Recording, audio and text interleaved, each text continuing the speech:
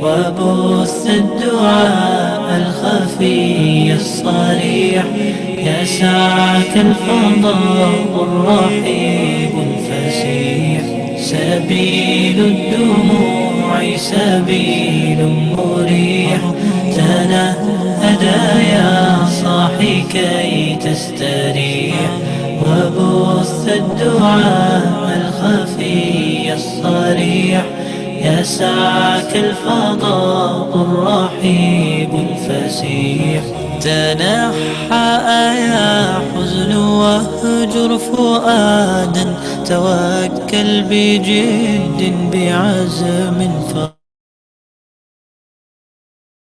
Baik, teman-teman sudah pada join, kelihatannya sudah pada join. Oke, saya langsung saja buka dengan salam. Assalamualaikum warahmatullahi wabarakatuh. Alhamdulillah, wassalatu wassalamu ala rasulillah. A'udzubillahi minasyaitonirrajim. Bismillahirrahmanirrahim. Rabbi shrah li sadri wa yassir li amri wahlul 'uqdatam min lisani yafqahu qawli. Selamat datang Akang Teteh semua, kembali lagi bersama saya Fadlan Ahya Imani di kelas Dakraf ini, dan kita pada hari ini akan melaksanakan kelas kedua yang akan diberikan materi oleh Kang Tolha Syahidul Haq Robbani dengan tema Rules of Producing Your Own Dakwah Content. Oke, sebelumnya saya berterima kasih kepada teman-teman yang telah join tepat waktu, dan kita tanpa berlama-lama lagi, seperti biasa kita akan membuka acara ini dengan ayat-ayat terbaik, dengan kalimat terbaik, yaitu firman Allah Subhanahu wa Ta'ala yang tertuang dalam suhufnya Al-Quran. Baik, agenda kita berikutnya adalah pembacaan tilawah yang akan dibacakan oleh kembali lagi bersama babang tampan kita, Bang Sorim Abdul Matin. Silahkan. Baik. Assalamualaikum warahmatullahi wabarakatuh. A'udzu billahi minasy syaithanir rajim. Bismillahirrahmanirrahim. Tabarakalladzi biyadihil mulku wa huwa ala kulli syai'in qadir. Alladzi khalaqal mauta wal hayata liyabluwakum ayyukum ahsanu amala. Wa huwal azizul ghafur. Alladzi khalaqa sab'a samawati tibaqa. Ma tara fi khalqir rahmani min tafawut. Farji'il basara hal tara min futur. Shadaqallahul azim. Assalamualaikum warahmatullahi wabarakatuh. Waalaikumsalam warahmatullahi wabarakatuh. Terima kasih atas pembacaan ayat suci Al-Qur'annya dari Bang Sori. Dan terima kasih juga kemarin kita sempat lihat-lihat saran dan dari absen-absen kalian. Katanya akan lebih bagus kalau misalnya diskusinya lewat secara langsung. Jadi nggak lewat Slido katanya. Iya boleh.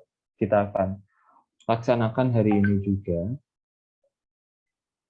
Dan kemudian ada juga yang saran, apalagi ya sarannya? Katanya ya lebih bagus lagi, ya lebih bagusnya mungkin bisa lebih spesifik ya nanti untuk pemberian sarannya. Oh ya, jadi teman-teman, saya ingin jelaskan sedikit yang terkait grup WhatsApp. Jadi teman-teman bisa boleh tanya-tanya perkara desainer, tentunya kita terbuka sekali. Misalnya teman-teman mau tanya, ini nanti kalau misalnya saya pengen tahu dong, ada yang tahu nggak aplikasi yang bagus buat ngedit kayak Photoshop tapi gratisan? Itu nanti ada yang namanya GIMP, Mbak. GIMP, GIMP, gitu nanti silakan di search. Terus ada nggak yang misalnya aplikasi software vektor, kayak Adobe Illustrator tapi gratisan? Ada. Itu namanya Inkscape. Nanti bisa dicari ya, pokoknya tanya-tanya perkara desain aja. Atau perkara konten dakwah juga teman-teman bisa tanya, kita santai aja. Asal jangan nge-toxic, jangan nge-spam, jangan nge-promosi aneh-aneh aja. Kalau misalnya promosi, izin dulu ke admin. Begitu ya teman-teman. Oke, kita langsung saja menuju agenda berikutnya, yaitu akan ada pembacaan CV pemateri kita pada pagi hari ini. Silahkan operator bisa di-share screen CV. Oke, inilah CV dari pemateri kita. Beliau bernama Tolha Syahidul Haq Robbani. Beliau merupakan UX designer. Jadi UX designer itu kayak graphic designer lagi. Kemudian beliau juga merupakan seorang ENTP, ENTP person, part-time dreamer and full-time learner. Nah, ini sangat menginspirasi sekali ya teman-teman. Jadi pekerja paruh waktu tetapi pelajar di setiap waktunya. Beliau lahir pada 1 Juni 1900. Ya, tidak akan dibaca semuanya kan, tenang. 1 Juni 1995. Statusnya, nah ini karena CV-nya dulu, jadi ini belum diupdate ya Pak. Ya ini CV 2018, kalau CV yang sekarang lebih banyak lagi pengalaman. Edukasinya beliau merupakan alumni dan lulusan dari Telkom University School of Creative Industries. Adapun pengalamannya, beliau merupakan UI atau UX designer, graphic designer, dan beliau juga merupakan co-founder dan project manager dari Kiroatif. Nah, nanti bisa di-search ya teman-teman IG-nya. IG-nya itu Kiroatif. Kemudian UI atau UX designer dari Mobile Innovation Laboratory. Kemudian ya banyak lah ya pokoknya pengalamannya. Kemudian boleh ke atas lagi teh. Nah, beliau juga memiliki pengalaman organisasi. Beliau sempat di Badan Mentoring Telkom University. Beliau juga sempat menjadi Design Management Exhibition. Beliau juga pernah menjadi Islamic Motivation dan Leadership Alpha. Masya Allah. Ya sudahlah, kita langsung saja mungkin. Terima kasih atas share screen-nya, Teh Aufa. Kita langsung sapa-sapa dulu pemateri kita. Halo Kang Tolha, apa kabar? Halo, halo. Sekarang Assalamualaikum. masih di mana Kang? Sekarang posisi masih di Kalimantan sih. Masya Allah, PPKM ya Kang. Iya, sekalian pulang ke rumah soalnya. Baik Kang, mungkin bisa langsung kita masuk ke pematerian saja. Untuk pemateriannya sendiri berlangsung selama 60 menit. Kemudian dilanjutkan tanya jawab 30 menit. Kalau misalnya akan ada poin-poin yang belum tersampaikan, nanti waktunya bisa menyesuaikan saja.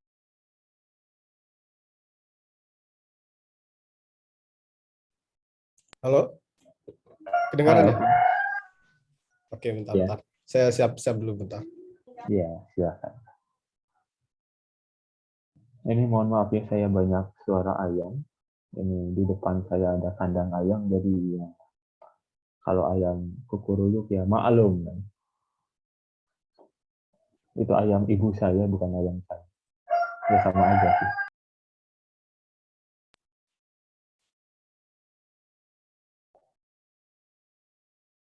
Ya, teman-teman boleh persiapkan dulu, siapkan yang masih rebahan boleh duduk dulu. Kita akan segera menyimak pematerian dan yang belum, oh iya, yang belum, yang niatnya masih melenceng bisa dilurusin dulu.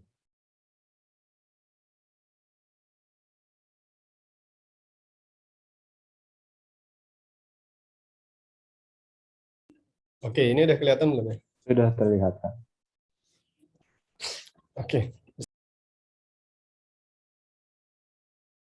Bismillahirrahmanirrahim. Alhamdulillah, salatu wassalamu ala rasulillah. Wa la hawla wa la quwwata illa billah. Assalamualaikum warahmatullahi wabarakatuh. Waalaikumsalam warahmatullahi wabarakatuh. Rabbi israh li sadri wa yassir li amri wahlul 'uqdatam min lisani yafqahu qawli. Segala puji bagi Allah, salat serta salam kita berikan kepada baginda Nabi besar Muhammad sallallahu alaihi wasallam. Apa ya? Yang pertama ya. Ya, sesuai judulnya aja ya. Jadi hari ini bakal ngobrolin tentang apa ya? Ngebuat konten dakwah khususnya buat kita pribadi ataupun mungkin kalian sebagai Syamil Unpad sebagai LDK lah. Tuh. Terus nggak tahu sebelumnya nih ada yang udah ada Vika ya yang udah ngisi ya kemarin ya? Iya, Atau belum? sudah ada Teh Vika yang kemarin. Oke, kemarin mungkin sudah ngobrol-ngobrol sama Vika yang berpengalaman di media dan apa ya, Kementerian Media dan Informasi ya waktu di TB. Nah, saya nggak tahu mungkin apakah nanti akan ada sesuatu yang apa ibaratnya nyambung atau enggak, tapi saya akan lebih banyak ngomong yang sifatnya konseptual sih, karena juga nanti teknikal kan ada si Iqbal dari Reklamasa sama siapa JJ ya kan ya, ada JJ untuk desain grafis. Jadi nanti maksudnya saya pengen ngeset ekspektasi aja sih, jangan sampai nanti ekspektasinya bahwa saya akan ngajarin gimana bikin ilustrasi atau gimana, enggak. Karena apa ya, nanti akan sangat banyak fokus di masalah ngatur mindset, terus kemudian masalah konsep-konsep dan semacamnya sih. Nah, itu yang pengen saya kasih tahu dari awal. Oke, pengenalan lagi sedikit. Ya, nama saya Talha, tapi biasa dipanggil Al. Lebih senang, nggak lebih senang juga maksudnya, suka melabeli diri sebagai tukang mikirnya kreatif. Terus ya tadi juga ada beberapa yang disampaikan di CV, sebenarnya CV-nya juga udah usang, tapi saya juga nggak sempat untuk perbaiki lagi. Tapi yang jelas dulunya saya sempat di badan mentoring Telkom University selama 3 tahun lah. Pokoknya nggak, LDK saya cuma itu ibaratnya dari awal masuk sampai saya dimisioner, sampai mau TA itu baru keluar, yaitu semua di badan mentoring, terus aktif di Kiroatif juga, terus adalah beberapa proyek nulis dan semacamnya juga. Itu. Oke, mari kita mulai. Nah, ini kurang lebih akan ada 6 poin besar yang coba pengen saya ceritain sih. Jadi sebenarnya deck ini bakal cuma sebagai apa ya, bahasanya sebagai pengantar aja sih. Nanti sisanya bakal kita obrolin lebih jauh di mana namanya, kita obrolin jauh di tanya jawab gitu. Karena memang hal-hal kayak gini tuh lebih enak didiskusikan dibanding cuman ya udah disampaikan sama saya aja. Oke. Mari kita mulai dengan yang pertama, media dan konsumsi kita. Ya ini kalau dari KBBI, media itu adalah alat atau sarana komunikasi yang terletak di antara dua pihak, orang, golongan, dan sebagainya, perantara. Nah, kenapa gue ngasih apa ya, pertama-tama ngasih ini dulu, karena biar kita dapat konteksnya dulu, bahwa karena kita mau ngomongin konten gitu, terus kemudian kita mau ngomongin apa, dakwah konten, ya kita harus tahu bahwa kita akan main di sebuah media gitu. Nah, apa arti media? Ya ini gitu. Kita harus pahami dari awal bahwa ini adalah sarana komunikasi. Letaknya di antara dua belah pihak, dan dia sebagai perantara atau penghubung. Gitu. Terus ya kalau digambarin kurang lebih kayak gini lah ya, media itu di antara A dan B, ada media di tengah-tengahnya. Mungkin sebagian kalian lebih paham lah terkait ini. Nah, tapi apa yang pengen saya ceritain? Tahu nggak dari media itu akhirnya kita bisa mengkonsumsi banyak hal seperti ini. Maksudnya media itu yang menjembatani kita tahu berbagai macam hal. Termasuk kayak ini, karena mungkin sebagian kalian tahu, walaupun saya cuma ngasih lihat warna-warna dan logo-logo di sini, tapi kalian bisa merasakan suara-suaranya gitu ibaratnya lah ya. Logo Naruto kalian bisa mendengarkan suara-suara itu gitu. Bisa maksudnya akhirnya kalau dari judul yang gua bawa media dan konsumsi kita, maksudnya karena kita mengkonsumsi ini dari media, akhirnya menyebabkan kita ya banyak tahu hal ya kan terkait ini gitu. Ya mungkin vlog-vlog yang kita tontonin, Ayudhya, Arif Muhammad mungkin, terus Atta mungkin ada siapa tahu di sini ada timnya Atta gitu kan. Terus siapa lagi yang sering ditonton? Mungkin kalau Trans Entertainment kalau ada ikut juga. Jadi kan maksudnya media itu yang menjadikan kita terhubung dan tahu banyak hal. Salah satunya tahu anak-anak ini. Mungkin sebagian kalian tahu siapa manusia-manusia ini, maksudnya bahkan kalian nggak pernah ketemu di dunia nyata, tapi kalian bisa tahu ini anaknya siapa, bin siapa gitu ya, binti siapa, kalian tahu nama anak-anak ini lengkap gitu. Nah itu karena media kan, karena media ini akhirnya kalian tahu wajah-wajah bayi yang bisa menghidupi membiayai persalinannya sendiri gitu. Bayangin bayi baru lahir tapi bisa ngebiayai persalinan sendiri. Nah itu karena misalnya AdSense dan semacamnya. Tapi intinya kalian bisa tahu mereka cuman gara-gara media kan. Sesederhana itu gitu. Dengan hanya media yang sederhana gitu.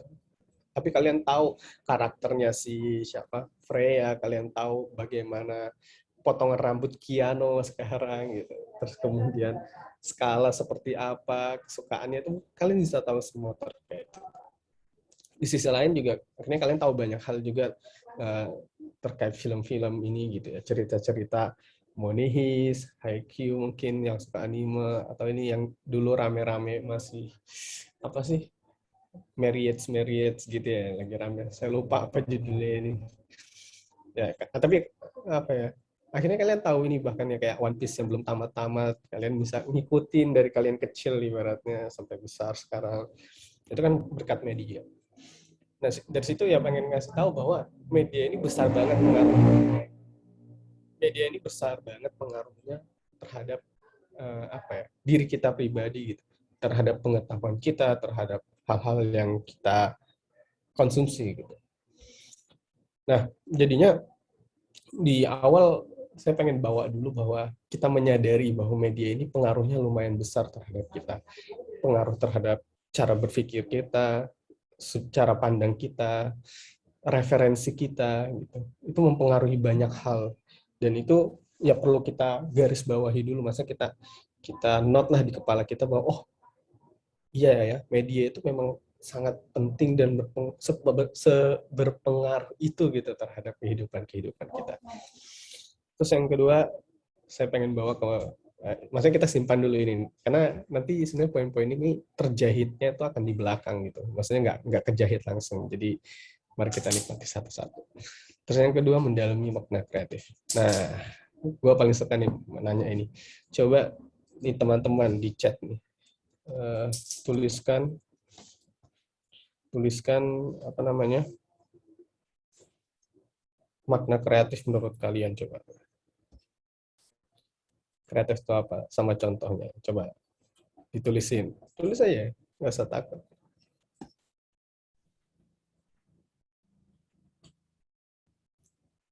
Nggak maju-maju kita pokoknya kalau nggak dapat jawaban. Masa MC-nya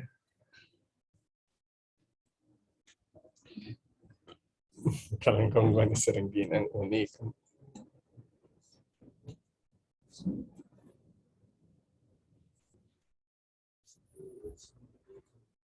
Out of the box. Beda dari yang lain. Sesuatu yang unik. Kalau ada contoh, apa contohnya misalnya? Yang kreatif itu apa? Misalnya yang kalian temuin misalnya selama ini iklan Ramayana kayak, atau apa yang menurut kalian sebenarnya wah itu kreatif banget nih. Bang, atau misalnya konten nih, ini akun ini Bang, kreatif banget nih, apa nih coba kira-kira?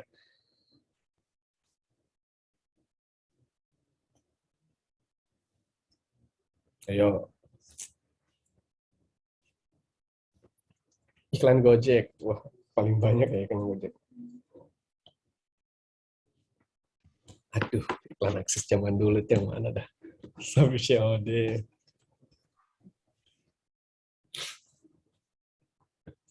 Kalian tahu nggak sih, iklan teh pucuk Marjan? Oh, berarti iklan-iklan semua rata-ratanya. Aduh, saya nggak, mana HP saya? Eh, Pinjam HP itu. Jadi, saya pengen ngasih lihat sesuatu. Eh, Contoh kreatif menurut saya itu kayak gimana. Kalian pernah makan Indomie semua lah ya. Nah, coba lihat ini. Jadi di Indomie salah satu yang paling sulit adalah kita ngebuka bungkusnya kan, iya nggak? Kayak ngebuka bungkus Indomie itu sesuatu banget. Nah, gue pengen kasih lihat bahwa ada satu hal di bungkusnya. Bisa kelihatan nggak sih? Aduh, ntar saya airdrop bentar deh. Nggak, jadi ini penting menurut saya karena pengen nunjukin bahwa kreatif itu nggak harus sesuatu yang bisa kita konsum apa ya. Mana sih?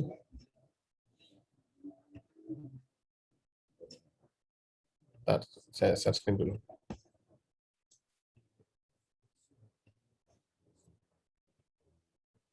Nah, ini kelihatan nggak sih? Nah, saya sampai niat banget ngefotoin ini. Nah, cuma kalian perhatikan. Ini kalau kreatif menurut saya itu ini salah satunya. Bayangin bungkus Indomie ini. Kalian pernah ngebayangin nggak? Dulu kita sulit banget kan ngebuka Indomie. Saya nggak tahu. Saya mengapresiasi banget tukang desain yang ngebikin apa ya, bungkus Indomie bumbunya yang terbaru ini. Coba bayangin dia sekarang ngebuatnya dia nggak atas bawah, tapi sampingnya dari sini. Jadi, kalau kalian ngebuka sekali ini, dia langsung kebuka dua-duanya. Gokil nggak? Itu menurut saya, itu satu hal yang kreatif banget. Nih, coba lihat nih. Ini dulu kan ibaratnya kita dari atas ke bawah gini kan. Harus buka satu ini dulu, harus buka satu ini. Nah, sekarang dia ngebuatnya tuh nggak ada atasnya ini, terus tinggal segaris doang gitu. Gila, itu salah satu penemuan terbaik menurut saya. Bahwa kita sekarang buka Indomie itu kayak tinggal sekali tarik gitu. Dan menurut gue itu yang kreatif. Mari kita balik lagi ke tadi. Oke, lihat lagi ya. Aman ya, Fadlan ya? Kelihatan Mas ya? Oke, lanjut. Nah, kalau dari jawaban teman-teman, by the way, terima kasih banyak teman-teman tadi yang udah jawab. Jadi, ya udah, ini kalau dari jawaban teman-teman, kurang lebih sebenarnya nggak jauh-jauh dari kata-kata ini kan ya. Semuanya rata-rata keluar keywordnya ini gitu. Jadi kalau ditanya kreatif itu apa, pasti ada yang keluar kata-kata unik, akan ada keluar kata-kata berbeda, out of the box gitu. Jadi kurang lebih akan kalau orang-orang ditanya itu keluarnya kata-kata itu. Tapi coba kita lihat apa kata KBBI. Nah, kata KBBI kreatif itu adalah memiliki daya cipta, memiliki kemampuan untuk menciptakan, bersifat mengandung daya cipta, pekerjaan yang menghendaki kecerdasan dan imajinasi. Nah, kayak gitu. Jadi yang berkali-kali diulang sama KBBI di sini adalah daya cipta, memiliki daya cipta. Nah, coba simpan dulu kata-kata memiliki daya cipta ini dalam kepala kita tentang makna kreatif. Nanti kita bahas ke belakang. Nah, menurut namanya kreatif itu kan apa ya? Sebenarnya kita kadang apapun kita tempeli dengan kreatif ya. Ngelihat sesuatu yang bagus, wah ini kreatif banget nih. Terus ngelihat ada iklan bagus, wah kreatif banget dan semacamnya. Atau ada satu hal yang kayak kita lihat poster doang, tapi kok ini kok bagus banget, kreatif banget orang. Dan kita kayak mudah banget mengatakan kreatif. Nah, tapi sebenarnya saya sempat berpikir sebenarnya kreatif itu apa sih sebenarnya? Definisinya, maknanya itu gimana? Nah, kalau dari cerita tadi KBBI, maknanya itu daya cipta, kemampuan kita menciptakan gitu. Nah, kalau kayak gitu, gimana sih step-stepnya agar sesuatu itu layak kita sebut sebagai sesuatu yang kreatif. Nah, saya selama pengalaman terus kemudian saya belajar, kurang lebih ada 3 variabel menurut saya yang menjadikan sesuatu itu bisa kita sebut kreatif. Pertama, masalah dan atau tujuan gitu. Jadi bisa masalah dan tujuan atau masalah atau tujuan. Terus yang kedua adalah batasan dan atau kondisi. Yang ketiga, pengetahuan dan pengalaman. Gimana maksudnya? Mari kita bahas satu-satu. Pertama, masalah dan tujuan. Biasanya kita semua itu bergerak karena ada permasalahan yang sama atau tujuan yang sama. Dan biasanya ini satu kesatuan. Contoh masalah, sebagian orang merasa kesulitan memahami rambu atau penanda di stasiun kereta api. Nah, itu kan satu masalah nih ya. Kayak kalian nih datang ke stasiun Bandung atau stasiun Rancaekek misalnya. Kayak datang ke stasiun ketika apa ya, ngelihat papan misalnya, oh itu di apa di peron 3 gitu. Apalagi kalau misalnya kalian di Jakarta di Tanah Abang atau Tebet tuh kayak nyari peron 5, peron 6 itu kayak bingung kan, ini salah berdiri, ternyata keretanya di seberang misalnya. Itu kan lucu. Nah itu contoh, salah satu contoh masalah kan. Terus contoh tujuan, kita ingin membantu serta menaikkan kesejahteraan petani dengan memberikan pendekatan teknologi. Nah itu kan contoh tujuan gitu. Ingat lagi kita kan mau ngomong kreatif. Nah, salah satu variabel pertama menurut saya adalah masalah dan tujuan. Yang ini yang menyebabkan apa ya? Salah satu variabelnya sesuatu mungkin bisa kita sebut dengan kreatif. Nah, dalam konteks dakwah di variabel ini kita mesti tahu masalah atau tujuan apa yang sedang kita perjuangkan. Di sisi lain itu memang kewajiban kita. Maksudnya apa? Maksudnya kita namanya apa ya? Nah, jadi di LDK misalnya, atau kita jadi apa namanya, jadi staff, atau jadi kalau dalam konteks ini kita mau jadi konten kreator dakwah, ya kita mesti tahu nih masalah atau tujuan apa yang sedang kita perjuangkan. Misalnya nih contoh nih masalahnya, kita sering lihat mahasiswa itu di masjidnya apa namanya, Unpad tuh apa sih masjid yang gede namanya, Masjid Raya Unpad kan. ya MRU ya. Ya, nah itu Masjid Raya Unpad ini kita lihat sering nih orang main bola di depannya atau jalan-jalan di depannya, beraktivitas di Masjid Raya Unpad, tapi apa ya, mereka nggak sholat di masjid nih gitu. Nah itu kan satu masalah gitu ya. Mereka beraktivitas yang di sekitar masjid, tapi pas azan, pas waktu sholat, kenapa mereka nggak mau sholat gitu. Nah, akhirnya karena itu, akhirnya kalian pengen apa ya? Pengen buat sesuatu, LDK pengen bikin sesuatu untuk apa ya, mereka ini biar mau sholat ke masjid. Nah itu kan apa ya, ada masalah dan ada tujuan yang kalian kejar kan. Makanya kenapa saya tulis masalah dan atau tujuan, karena salah satu variabel pertama bisa jadi kalian ngelihat sesuatu masalah, akhirnya kalian pengen menyelesaikan gitu, atau kalian pengen menuju satu tujuan yang lebih baik, dan itu yang sedang kalian kejar. Tapi ini baru variabel pertama. Mari kita masuk ke variabel kedua, batasan dan atau kondisi. Nah, di variabel kedua ini, makna batasan dan kondisi ini adalah yang apa ya, batasan. Ya, cukup clear ya makna batasan. Jadi batasan di diri kita atau kondisi diri kita, baik maupun yang internal maupun eksternal. Contoh nih, internal. Kita ingin bermain sepak bola, tapi kita bertuju. Ini kan masalah di kelompok kita lah ibaratnya. Kita mau main bola nih, tapi cuma bertujuh orang gitu. Nah, kan sedangkan main bola itu butuhnya minimal aja kalau misalnya main futsal 10 orang gitu. Kita bertujuh. Berarti ini kan masalah yang sifatnya internal kan. Kalau dalam kelompok gitu.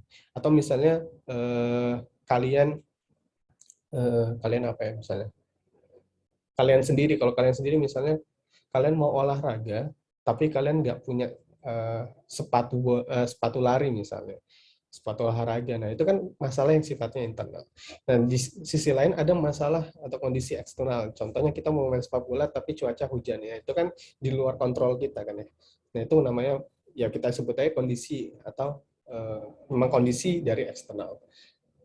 Nah, dalam konteks dakwah pada variabel ini kita mesti tahu batasan kita sebagai pelaku dakwah. Itu apa saja gitu. Di samping itu kita juga harus pahami kondisi partisipan atau objek yang akan menjadi dakwah kita. Kalau kita tadi ngomongin di awal media, kita kan ada yang di A ya kan? Kita ada yang di A, terus ini media, ini B kan. Nah, sekarang kita ya namanya kita melihat apa batasan kita itu ya kita ngelihat yang A, kita sebagai nanti pengirim pesan lah. Nah, terus B sebagai yang penerimanya. Nah, kita harus pahami kondisi penerimanya. Nah, kalau contoh masalah atau kondisi misalnya ya ini, kami ingin membuat kalian misalnya sebagai Unpad pengen membuat video tata cara wudhu, tetapi kalian semua cuma mampu buat poster. Jadi nggak ada, misalnya ya, di LDK Unpad tuh nggak ada yang bisa bikin video, tapi cuma bisa bikin poster gitu. Nah itu kan masalah internal kan, ya kan ya. Nah di sisi lain ada kondisi eksternal, contohnya ya misalnya ini mahasiswa kedokteran lebih menyukai menonton Netflix dan membahas masalah kesehatan. Mereka kalau nongkrong di Jeko itu kan sebuah kondisi ya gitu. Jadi mereka biasanya ke Jeko, misalnya ya, nonton Netflix di sana, terus ngobrol-ngobrol masalah kesehatan. Dari situ kan kalian punya gambaran, oh kondisinya seperti apa, batasan kalian seperti apa. Ini memang saya nggak sempat ngebuat case yang saling beruntun ya, maksudnya saling relate. Tapi intinya saya pengen ngegambarin makna batasan dan kondisi itu gimana. Nah itu batasan kedua. Yang pertama tadi adalah masalah dan atau tujuan. Yang variabel kedua adalah batasan dan atau kondisi. Yang ketiga adalah pengetahuan dan pengalaman. Nah, pada variabel ini, pengetahuan dan pengalaman ini umumnya dimiliki masing-masing individu. Jadi, pasti beda-beda setiap kita. Karena ya tadi, cara kita, konsumsi kita, ya kan, kayak tadi konsumsi kita, tahap belajar kita itu kan mempengaruhi pengetahuan dan pengalaman kita. Pengetahuan yang kita miliki biasanya berkaitan dengan ketertarikan kita, gitu. Jadi, kita tertarik sesuatu, biasanya kita mau belajar tentang itu, kan. Akhirnya itu jadi pengetahuan kita. Terus pengalaman yang kita miliki berkaitan dengan hal-hal yang terjadi di hidup kita. Ini contoh pengetahuan nih, jadi ada pengetahuan ilmu kedokteran, itu kan pengetahuan semua, cara membuat kelak telur, cara membuat es kepal, cara membuat dalgona, itu kan pengetahuan gitu kan ya. Nah, kalau contoh pengalaman misalnya pernah ngerasakan perbedaan bubur diaduk dan tidak diaduk. Itu sederhana banget kan. Tapi itu contoh pengalaman lu pernah ngerasain, oh kalau bubur diaduk tuh rasanya kayak gini, oh bubur tidak diaduk tuh rasanya kayak gini. Misalnya pernah jatuh dari sepeda, itu kan pengalaman juga. Pernah tes CPNS, berarti kan pengalaman juga. Nah itu ya, variabel variabel ketiga. Nah dalam konteks dakwah, pengetahuan ini berkaitan dengan pengetahuan kita terhadap ilmu-ilmu Islam gitu. Jadi saya mengarahkan pengetahuan ini lebih fokusnya kepada pengetahuan kita atau ilmu-ilmu kita terhadap syariat-syariat gitu.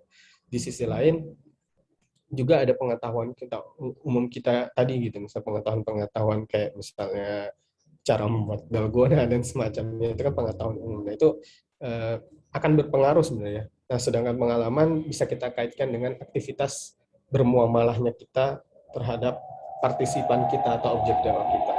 Nah, kalau contohnya misalnya pengalaman kita mengetahui tentang syarat sah sholat, kita tahu tentang tata cara wudhu yang benar, rukun Islam, rukun iman, zakat misalnya, kita tahu tentang tentang riba dan semacam itu kan pengetahuan. Nah, kalau pengalaman misalnya kalian kalau tadi kita ngobrolin tentang anak kedokteran yang suka nongkrong di Jeko, nah kalian pernah ngerasain diajak nongkrong sama mereka, itu kan sebuah pengalaman. Nah, kalau kita sambungkan akhirnya 3 variabel tadi, tujuan, masalah dan atau tujuan, kemudian yang kedua ada batasan dan atau kondisi, yang ketiga pengetahuan dan pengalaman, kurang lebih nanti jadinya akan seperti ini. Jadi akhirnya kita setelah kalian rasakan, pada akhirnya nanti setiap orang itu sebenarnya akhirnya kreatif gitu. Jadi setiap orang itu sebenarnya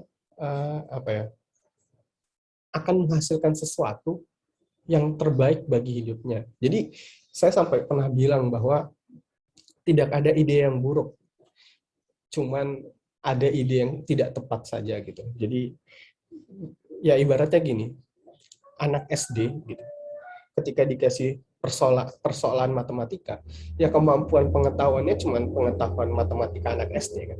Dia tiba-tiba disuruh kasih aljabar, ya dia nggak akan tahu gitu. Dikasih soal aljabar, karena memang batasannya cuma sampai sejauh itu gitu. Kondisi yang dia bisa terima sejauh apa. Nah, dengan ini saya pengen gambarin bahwa ya kreatif itu muncul dari 3 variabel ini. Kalau misalnya dinarasikan atau didefinisikan bisa jadi daya cipta kreativitas itu kemampuan mengelola pengetahuan yang kita miliki untuk menyelesaikan permasalahan yang kita hadapi di tengah keterbatasan yang kita temui. Gimana contoh ini? Misalnya contohnya ya, sederhana apa ya? Misalnya kita kasih batasan dan kondisi kita. Kondisi kita misalnya kita terdampar di sebuah pulau misalnya. Ya kan? Terdampar di sebuah pulau, terus kita nemu telur puyuh gitu. Telur puyuh yang bisa dimakan gitu. Nah, terus kita punya masalah sekarang udah menjelang sore dan tujuan kita harus bisa hidup beberapa hari ke depan sampai bantuan datang. Ya kan? Nah, ketika kalian semua ditaruh di pulau itu, dan ketika kalian nemuin telur puyuh, di kepala kalian pasti akan beda-beda itu bagaimana mengelola telur puyuh itu. Ada yang mikir, biar gue bisa bertahan hidup dan daya tahannya lebih lama, telur ini pengen gue rebus misalnya, ya kan? Atau ada yang merasa, biar lebih enak, kayaknya gue dadar aja. Habis gue dadar, gue iris-iris nih, gue iris-iris, perharinya gue dapat berapa irisan biar cukup untuk menghidupi hidup gue misalnya 2 hari 3 hari ke depan. Nah, kemampuan untuk mengelola itu kan ya tadi bisa jadi batasan dan kondisi kita sama, tujuan dan masalah kita sama, tapi pengetahuan akhirnya kita memilih menggunakan pengetahuan untuk bikin dadar atau bikin rebus, ya itu kan tinggal tinggal kitanya ya, pengetahuan kitanya untuk melakukan itu kan. Gitu. Ibaratnya kalau kita ganti case lagi, kalian dikasih semua bahan makanan, lengkap pokoknya, ada ayam, daging, atau gini deh, kalian ditaruh di kandang master chef gitu, maksudnya di tempat master chef. Terus ketika kalian disuruh masak gitu, masak masakan yang enak gitu, ya walaupun kalian sudah punya semuanya, tapi pengetahuannya orang beda-beda untuk bisa menghasilkan satu masakan kan. Ya karena ya tadi pengetahuannya yang berpengaruh atas atas keputusan-keputusan yang tadi menghadapi tadi batasan kondisinya dan tujuan dan masalahnya tadi. Gitu sih. Karena nanti coba dipaham direkam dulu ya, nanti di belakang kita gali lebih dalam makna dari 3 ini. Tapi intinya 3 variabel ini yang menurut saya yang menjadikan seseorang bisa dikatakan kreatif lah gitu. Menghasilkan sesuatu yang kreatif ketika dia bisa menselaraskan 3 ini. Nah, balik lagi kita ke media yang tadi kita sebut. Nah, berarti sebenarnya kita akan main di sini kan. Dan akhirnya kalau kita sambungkan lagi dengan hal-hal yang ini tadi, nah kurang lebih akan jadinya seperti ini gitu. Karena kita mau ngomong dakwah konten, kita mau ngomong tentang bikin konten dakwah dan kita pengen nyampaikan pesan Islam, maka ada narasi Islam yang pengen kita bawa tadi, ya kan? Terus yang pengen kita sampaikan pada audiens kita atau kepada ada sekelompok umat gitu. Let's say kalau misalnya di Unpad ya, mahasiswa Unpad ada kondisinya sendiri kan, melalui sebuah konten media. Nah ini kan garis besarnya kurang lebih kayak gini kan. Jadi nanti kita ada sesuatu yang kita sampaikan, terus kemudian melalui sebuah konten media untuk kita sampaikan pada sebuah umat dengan kondisi tertentu. Mari kita lanjut dulu. Yang ketiga, there is no one size fits all. Nah, setelah kalian tadi pahami beberapa variabel tentang kreatif, saya pengen kasih rambu-rambu lebih awal bahwa tidak ada satu ukuran yang muat untuk semua gitu. Pasti jadi benar-benar nggak ada ukuran unisex lah kalau bahasa kita. Nggak. Jadi setiap sesuatu itu unik dan segala sesuatu punya obatnya masing-masing gitu, punya size-nya masing-masing. Mari kita mulai dengan Panadol atau Calpanax. Ini kayaknya mungkin sebagian dari kalian pernah dapat materi saya ini atau enggak, tapi saya kurang tahu. Coba bayangkan kalian sekarang lagi sakit batuk semua misalnya. Nah, ketika kalian sakit batuk dan demam misalnya, terus kemudian kalian nyari obat gitu. Nah, terus kalian pernah dengar, pernah melihat cerita atau sebuah kasus di mana ada orang pakai Calpanax sembuh. Nah, tapi kalian sebenarnya nggak tahu penyakit apa, cuma kalian pernah tahu, wah, Calpanax ini bagus. Nah, apakah setelah kalian misalnya sakit dan kemudian kalian ke toko obat, kalian melihat Kalpanax, kalian memilih Kalpanax gitu? Enggak kan? Tapi kalian akan mencari Panadol. Nah, itu yang pengen saya gambarkan dari ngomongin konten dakwah gitu. Bisa jadi kalian merasa bahwa satu event, satu karya, satu solusi itu bagus, tapi sebenarnya karya itu, konten itu dibuat itu tuh karena ada satu masalah tertentu gitu. Ada satu penyakit tertentu gitu. Jadi nggak bisa semua obat itu untuk satu penyakit kan. Makanya jadinya jangan pernah kalian merasa bahwa eh, ya udah segala sesuatu itu bisa kita pakai untuk permasalahan kita gitu. Ya kayak sesederhana Kalpanax Panadol aja kan. Kalau misalnya kalian sakit panu, ya kalian pakai Kalpanax bukan pakai Panadol gitu, bukan pakai paracetamol. Sama ketika kalian pakai sakit panas, sakit batuk ya kalian cari Panadol, cari paracetamol bukan cari Kalpanax. Nah, begitu juga ketika kalian bikin konten dakwah, ketika kalian bikin proker-proker dakwah gitu. Kalian misalnya ngelihat Alatif bagus dengan ngabuburitnya yang ada skateboard, bikin event dan semacamnya. Nah, ketika ngabuburit itu kan ada permasalahan yang coba dibereskan oleh teman-teman SIF Pemuda Hijrah gitu. Kenapa dia bikin seperti itu? Pasti ada sesuatu yang melatar belakanginya kan. Ada kondisi yang dia tahu, ada batasan yang dia pahami dan semacamnya. Nah, misalnya kalau ternyata karena kalian melihat kesuksesan itu, tiba-tiba kalian pengen ngebuat hal yang sama gitu. Nah, apakah bisa jadi sukses? Ya belum tentu gitu. Karena bisa jadi penyakit kalian atau permasalahan yang kalian hadapi itu nggak sama dan nggak bisa diselesaikan dengan ngabuburitnya pemuda hijrah gitu. Nah, ini yang kadang saya rasa suka miss banget gitu. Kayak kalian tahu misalnya punyanya Farah Konita itu apa namanya? Teh Jasmine. Zamannya sampai sekarang kan Teh Jasmine masih ada kalau nggak salah ya, di Unpad. Nah, Teh Jasmine tuh kalau dari ceritanya Teh Konit dibuat kan karena pengen nunjukin memberikan sosok untuk kemuslimahan itu dimaskotkan dengan si Teh Jasmine itu gitu kan, biar penyampaiannya lebih mudah gitu.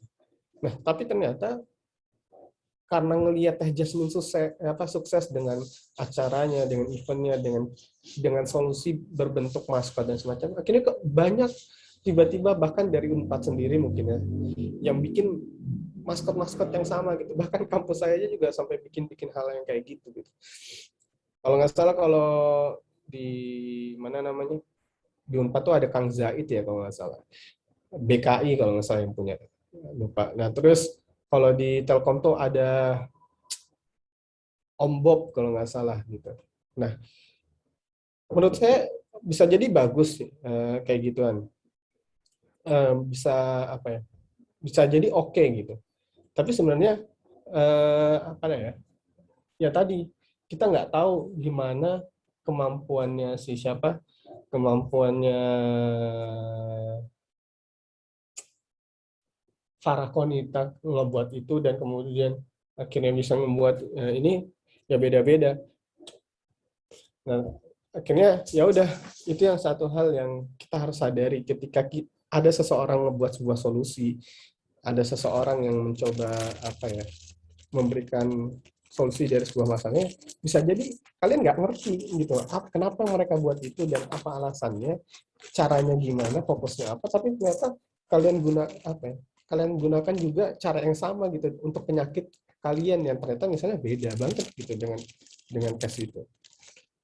Nah itu yang pengen perlu diperhatikan juga sih terkait ini. Lanjut.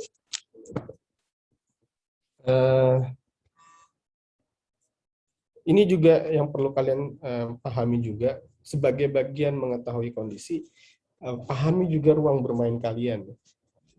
Nah kalau misalnya ruang bermain itu kalau kita di Unpad, kalian di Unpad ya kurang lebih kan seperti ini ya. Jadi ada ruang bermain namanya Indonesia, atau mungkin di atasnya ada Asia, ada macam-macam. Tapi kita ambil ada Indonesia. Terus ada Jawa Barat, ada Jatinangor, ada Unpad, ada fakultas. Nah masing-masing ruang ini kan punya permasalahannya masing-masing ya. Dan bisa jadi memang ada irisan antara ruang dan permasalahannya gitu. Contohnya misalnya kalau kita ngomongin apa, UU Cipta Kerja gitu atau demo mahasiswa itu tingkatnya segini kan gitu. Tingkatnya yang besar yang biru ini. Indonesia dapat, Jawa Barat dapat, apa sekota dapat, kayak lengkap gitu, dapat semua. Tapi ada yang case-case-nya misalnya kecil-kecil gitu. Kayak misalnya sambal apa sambal SS gitu. SS ya itu kan cuma tingkatannya mungkin Jatinangor aja gitu ya. Cuman orang lokal yang tahu konteks-konteks itu gitu atau permasalahan-permasalahan itu. Kemudian misalnya yang tingkat Jawa Barat sampai Jatinangor aja mungkin ketika kita ngomongin masalah apa ya misalnya macam-macam lah, misalnya masalah gubernur itu kan mungkin tingkatannya di sini permasalahannya. Misal pemilihan gubernur itu apa ya, konteks-konteks permasalahan atau isu-isu yang tingkatannya mungkin sampai Jatinangor aja. Mungkin ke 4 fakultas nggak terlalu berpengaruh lah buat kalian. Nah, apa yang pengen saya sampaikan di sini? Saya pengen ngasih tahu bahwa kalian fokuslah pada ruang bermain kalian gitu. Kalau kalian sebagai Syamil Unpad misalnya, ya kalian fokus sama Unpad kalian gitu. Gak usah kalian mikirin yang lain-lain. Karena memang kalian dikasih ruang di sini gitu. Di sisi lain kalau misalnya kalian nanti jadi LDF di fakultas, di misalnya fakultas ilmu politik misalnya FISIP atau kemudian fakultas bahasa atau sastra misalnya, ya udah berarti ruang kalian di situ, fokusnya di bagian itu. Jadi agar apa ya? Agar misalnya kalau kita lompat ke solusi, jangan sampai nanti ketika misalnya ada yang bikin kajian mental health, tapi yang bikin anak-anak fisip gitu, bukan anak-anak psikologi. Nah itu kan apa ya, keluar dari ruang bermainnya gitu. Padahal ruang bermain ini kan ya kita punya masing-masing dan masalah di dalam ruang bermain kita itu berbeda-beda gitu. Nah, saya pengen ngasih contoh yang ada di Indonesia, salah satunya Jatinangor, apa Jogokarian. Kalau kalian tahu, mungkin kalian banyak tahu ya tentang Jogokarian. Jogokarian itu apa ya? Masjid yang menurut saya salah satu yang punya strategi paling bagus ya. Kita tahu sendiri bagaimana cara pengelolaan masjid ini tuh Masya Allah banget. Nah, saya pernah membaca sejarahnya Jogokarian dan dengar cerita-cerita dari apa ceramah-ceramahnya Ustadz Salim. Jadi kalau yang kalian lihat di depan mata kalian ini adalah peta dakwah yang dibuat oleh teman-teman DKM Jogokarian. Apa maksud peta dakwah ini? Jadi demi apa Jogokarian itu mampu untuk memberikan program-program terbaik ya. Tim Jogokarian DKM Jogokarian ini dia melakukan riset, mendatangi setiap rumah yang ada di kawasan Jogokarian, didatangin untuk ditanya kenapa belum sholat di masjid, udah berapa orang yang sudah sholat di masjid, udah pernah zakat belum, ada yang sudah haji dan semacam. Itu didata sama mereka, biar dia bisa tahu bahwa bagaimana sih kondisi kondisi warga Jogokarian ini gitu. Jogokarian itu kalau nggak salah nama kelurahan atau kecamatan gitu, saya lupa. Tapi intinya dia menaungi 4 RW ini gitu. Kalau RW berarti dia kayaknya kecamatan deh ya. Kayaknya kecamatan atau kelurahan. Kurang tahu pastinya. Nah, tapi intinya dia datangin setiap rumah dan ditanya siapa yang belum sholat dan siapa yang sudah sholat. Ditanya udah infak dan zakat dan sebagainya. Ditanda-tanda ini mana yang pro sama Islam, mana yang ternyata nggak pro, dan semua itu ditanda ada yang merah-merah dan semacamnya. Nah dari situ akhirnya dia punya Jogokarian itu punya data berapa jumlah orang di Jogokarian ini yang belum sholat gitu. Ada ratusan kalau nggak salah, dan dalam 5 tahun, dalam 10 tahun mereka itu mampu 5 tahunan atau berapa tahun mampu nurunin sampai itu jadi belasan doang gitu. Bayangin dia punya data orang yang nggak sholat di Jogokarian itu sampai bisa data berapa orang yang akhirnya sudah sholat dan berapa nggak sholat. Nah ini saya pengen ngasih lihat bahwa kalau dalam kasus variabel kreatif tadi, tim Jogokarian itu mencari tahu kondisi apa yang paling ada di Jogokarian ini gitu. Orang-orang belum sholat berarti itu kan jadi permasalahan gitu. sekarang udah dapat permasalahan itu. Pertama, yang orang-orang belum sholat permasalahannya. Yang kedua, kondisinya orang-orang belum sholat, dan kalau setelah ditanya ternyata beberapa jawabannya adalah nggak tahu cara sholat gitu. Jadi malu ke masjid dan semacamnya. Udah dapat dua nih kalau dari variabelnya, ya kan? Ada masalahnya tadi orang-orang nggak sholat, terus yang kedua kondisinya yang mereka nggak ngerti cara sholat. Terus akhirnya tujuannya adalah ya tadi pengen orang-orang mau sholat kan. Jadi masalah kondisinya dapat, masalah dan kondisinya dapat, terus kemudian masalah atau tujuannya dapat, ya kan? Batasan atau kondisinya tadi udah dapat, kondisinya bahwa mereka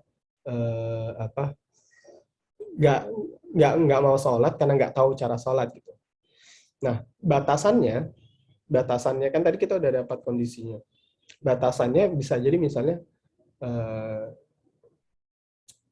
orang-orang Jogokarian ini nggak bisa bikin, ya nanti deh, simpan dulu aja. Terus pengetahuan dan pengalamannya ya tentang tata cara sholat dan semacamnya. Nah, tiga ini. Nah, tahu nggak sih apa yang akhirnya solusi yang dihadirkan sama tim DKM Jogokarian itu? Mereka tuh akhirnya menyiapkan ustadz-ustadz private untuk didatangkan ke rumah-rumah yang orang belum bisa sholat itu gitu. Jadi diajarin cara sholat.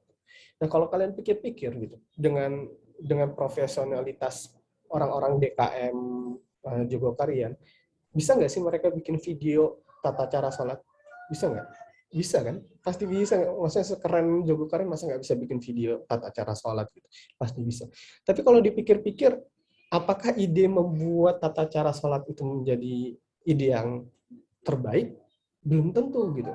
Makanya tadi setelah diriset kondisinya, ya kita lihat orang-orangnya udah tua, nggak pakai smartphone gitu, nggak terbiasa ngelihat itu, maka solusi yang dipilih adalah mendatangi rumah dan ngajarin private sholat gitu, dibanding bikin tutorial sholat yang keren-keren banget atau semacamnya, atau bikin seminar tata cara sholat, enggak kan gitu, tapi didatangi satu-satu rumah. Nah, apakah kita bisa bilang itu kreatif?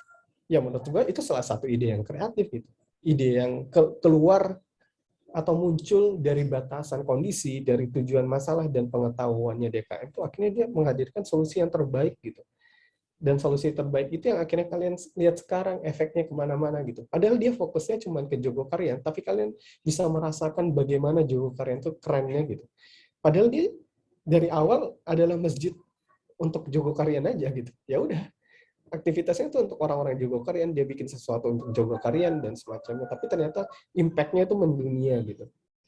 Nah, itu saya pengen kasih contoh dari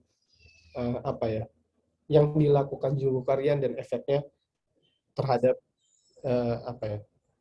mereka sendiri gitu, kondisi mereka sendiri. Mari kita lanjut lagi. Nah, ini juga tentang referensi. Saya pengen kasih tahu juga, referensi itu kayak gula, terlalu sedikit gak terasa, kebanyakan bisa diabetes. Jadi ibaratnya kadang-kadang kalau misalnya kita mau bikin sesuatu itu kan referensinya banyak ya. Dan kadang-kadang referensi itu yang membuat kita jadi bingung akhirnya mau bikin sesuatu kayak gimana, atau akhirnya kita kebingungan sendiri untuk memulai langkah membuat karya dan semacamnya. Nah, jadi referensi itu sebenarnya secukupnya aja sih. Jangan sampai ya tadi kalau kita mau lihat misalnya, Al-Latif tuh bikin ngabuburit, bikin cara pendekatan ceramahnya kayak gitu. Kemuslimahan Unpad bikin teh jasmin, itu referensi aja, tapi nggak harus tiba-tiba itu semua dipakai dalam permasalahan lu, karena ya tadi kalau kita ingat-ingat lagi, permasalahan kita bisa jadi beda nih dengan orang lain, dengan yang lainnya, jadi solusinya pasti beda juga. Terus apa yang kita masukin tuh yang kita keluarin. Jadi kalian tahu sendiri bahwa kalau kita masukin sesuatu ya keluarnya itu gitu. Kalau kalian konsumsinya, ibaratnya kalian pengen dekati orang-orang yang nongkrongnya di Jeko, ya, orang-orang yang nongkrong di Jeko, tapi kalian sukanya dengan minuman-minuman yang sifatnya boba gitu ya.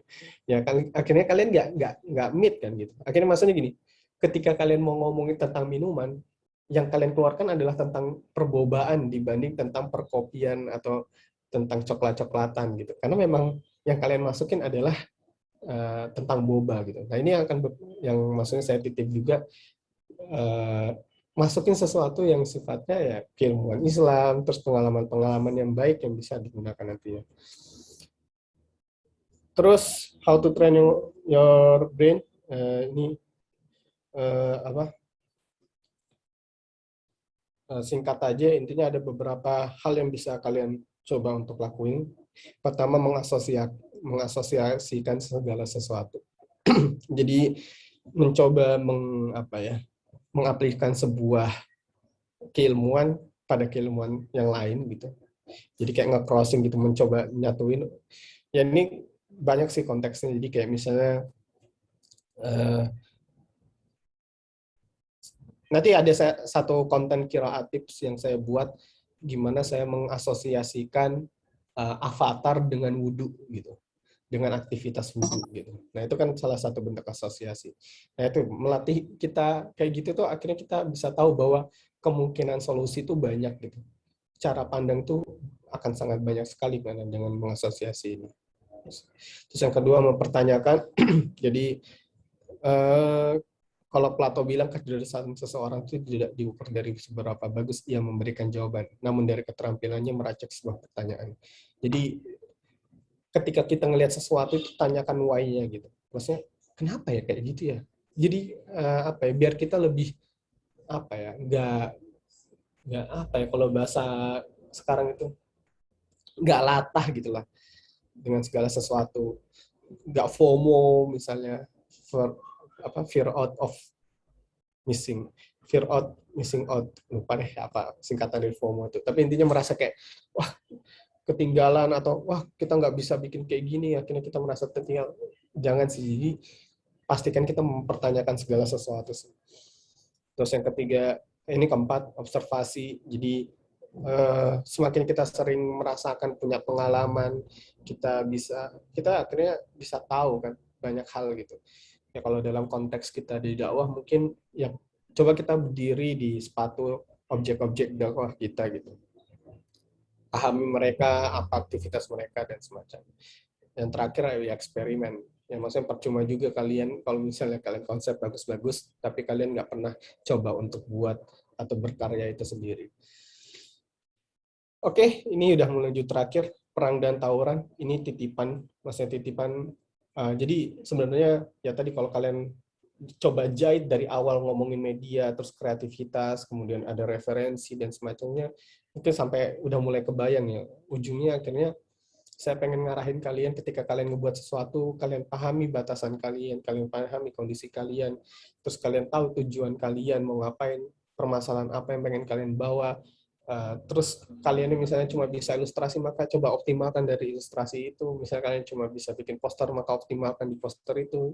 Jadi jangan sampai kalian tuh merasa bahwa kalian hanya dengan bikin poster itu ngerasa tidak kreatif. Cuman karena kalian merasa bahwa kreatif itu adalah yang bikin video. Itu jangan sampai kayak gitu sih. Karena ya kreatif itu banyak bentuknya gitu. Dan nggak bisa kita nempelin segala sesuatu itu langsung dengan kreatif. Maksudnya kayak, oh orang ini akan buat sesuatu yang kreatif terus. Ya nggak juga, karena pada akhirnya kita akan mengeluarkan sesuatu ya sesuai dengan tadi permasalahan kita, kondisi kita, batasan kita, tujuan kita, dan itu mempengaruhi hasil yang kita keluarkan lah. Gitu. Nah di perang dan tawuran ini saya pengen nitip sebelum kalian bikin konten dakwah atau semacamnya, bahwa jangan sampai kalian berkarya itu kayak orang tawuran gitu, khususnya dalam dakwah. Kalian tahu nggak sih tawuran tuh kayak gimana? Kayak tawuran tuh kayak lu misalnya ini orang nih lempar batu nih. Nah dia lempar ke sana, dia maju lempar, habis kelempar dia mundur lari. Nah habis itu dia lempar balik, yang bagian sini lempar balik. Kayak gitu aja itu tawuran. Jadi kayak maju mundur, saling serang mundur gitu. Nah kalau kita masukin ke dalam aktivitas dakwah kita, kadang-kadang kita tipenya nunggu dilempar atau setelah dilempar baru kita ngerespon. Jadi apa yang kita lakukan tuh cuma bentuk respon. Misalnya waktu rame kasus Dilan misalnya. Dilan rame banget kan. Nah, ketika akhirnya kita merasa Dilan ini ngebawa value tentang pacaran, ngebawa value itu, akhirnya kan orang-orang LDK merasa bahwa harus melawan nih isu-isu ini kayak gitu. Akhirnya dibikinlah dilan syariah gitu ibaratnya. Intinya dibuatlah dilan yang parodi dilan. Nah, menurut saya itu konten yang bisa dibilang oke lah kalian bikin konten yang bagus tentang dakwah. Tapi di sisi lain kita bermain dengan sudut pandang tawuran gitu. Ketika musuh kita atau teman-teman kita di sisi kiri ngebuat sebuah konten yang sifatnya mengarahkan pada sesuatu yang tidak baik, ya kita baru ngerespon itu gitu. Kayak misalnya apalagi ya, contohnya Kiki Challenge waktu itu lagi rame gitu, yang jalan keluar mobil joget-joget dan semacamnya. Nah, akhirnya kita ngebuat konten balasan Kiki Challenge, bahwa Kiki Challenge itu A, B, C, D, E, dan semacam. Atau yang terbaru Ikoy-Ikoyan misalnya.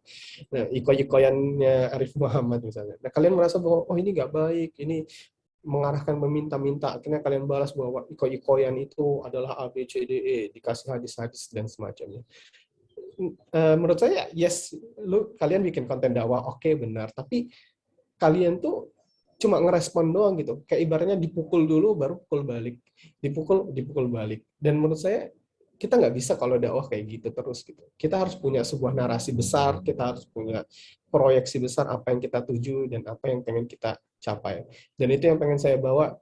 Maksudnya kita bermainlah dengan tata cara perang gitu. Orang perang itu dia penuh strategi semua kan, ibaratnya gitu. Misalnya kalian mau datangin, misalnya kalian mau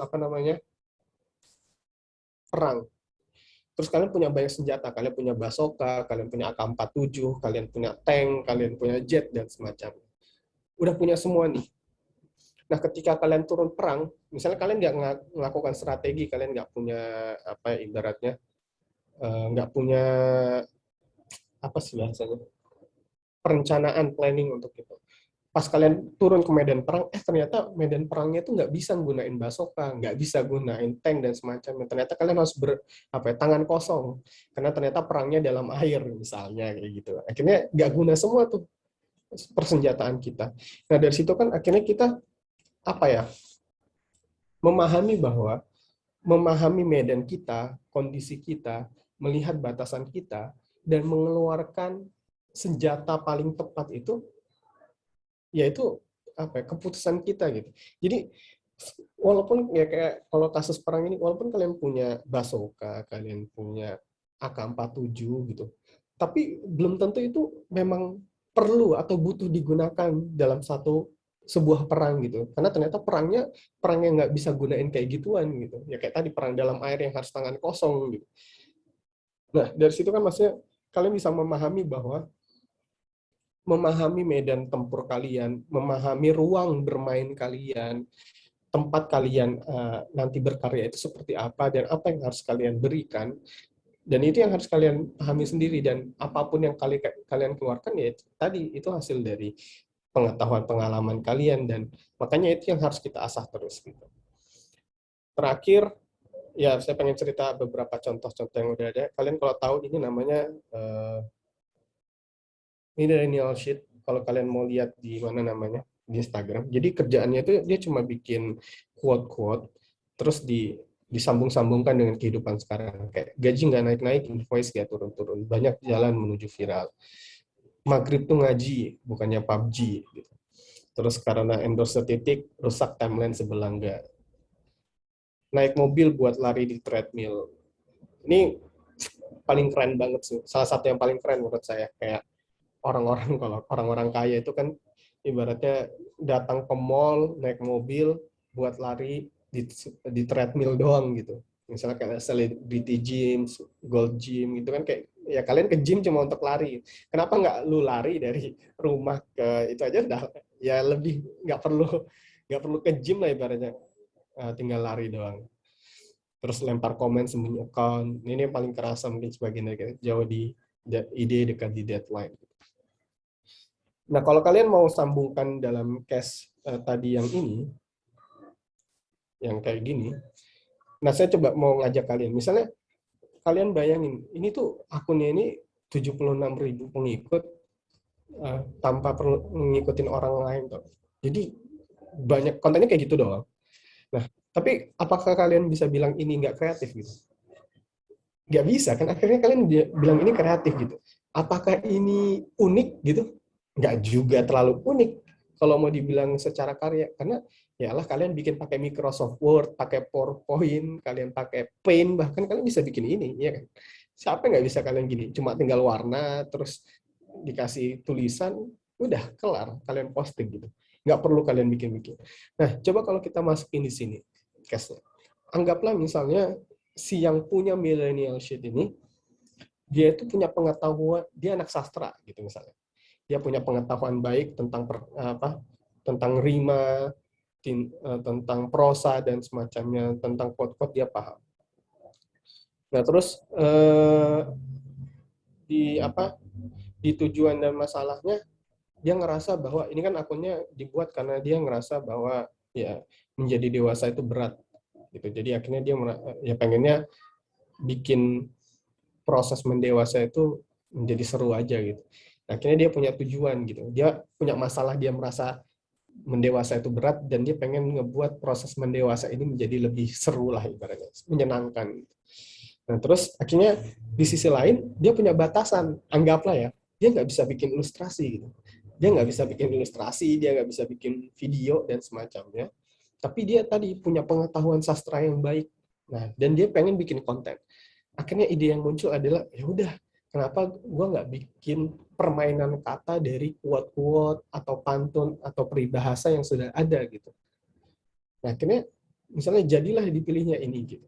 Nah, itu kan berarti kemampuan dia mengelola pengetahuan dia dengan batasan dia yang misalnya nggak bisa bikin ilustrasi misalnya, nggak bisa bikin video dengan tujuan yang pengen dia capai, akhirnya lahirlah misalnya ide ini gitu.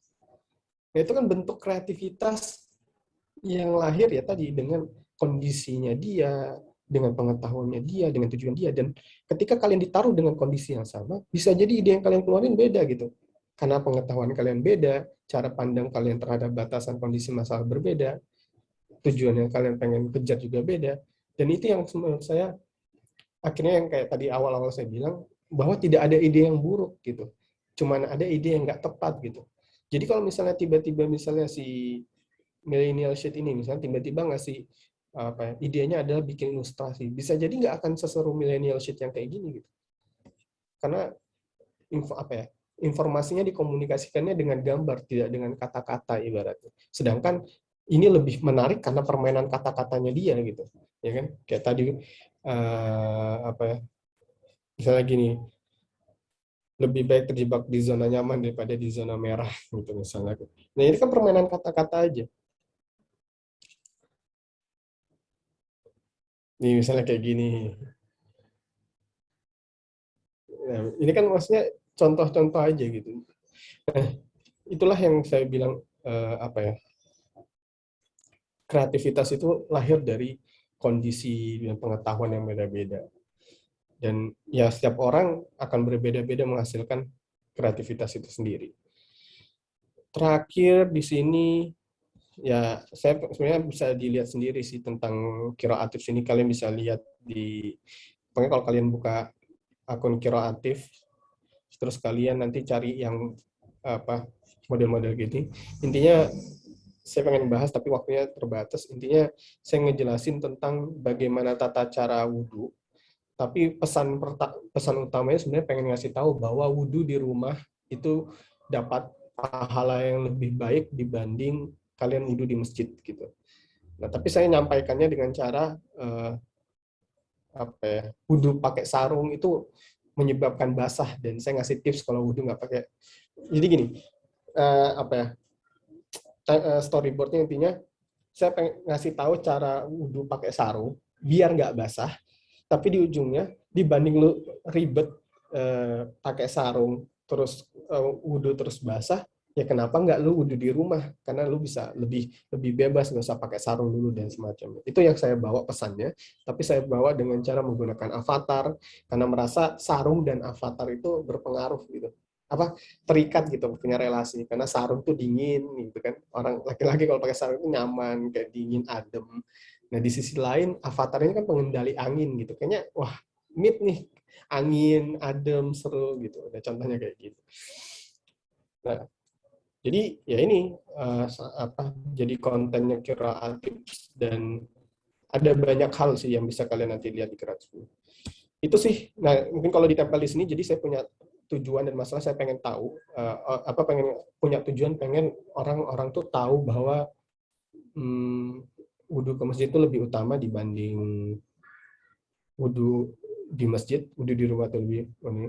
Terus di pengetahuannya tadi saya tahu tentang wudhu dan keutamaannya, saya tahu tentang tata cara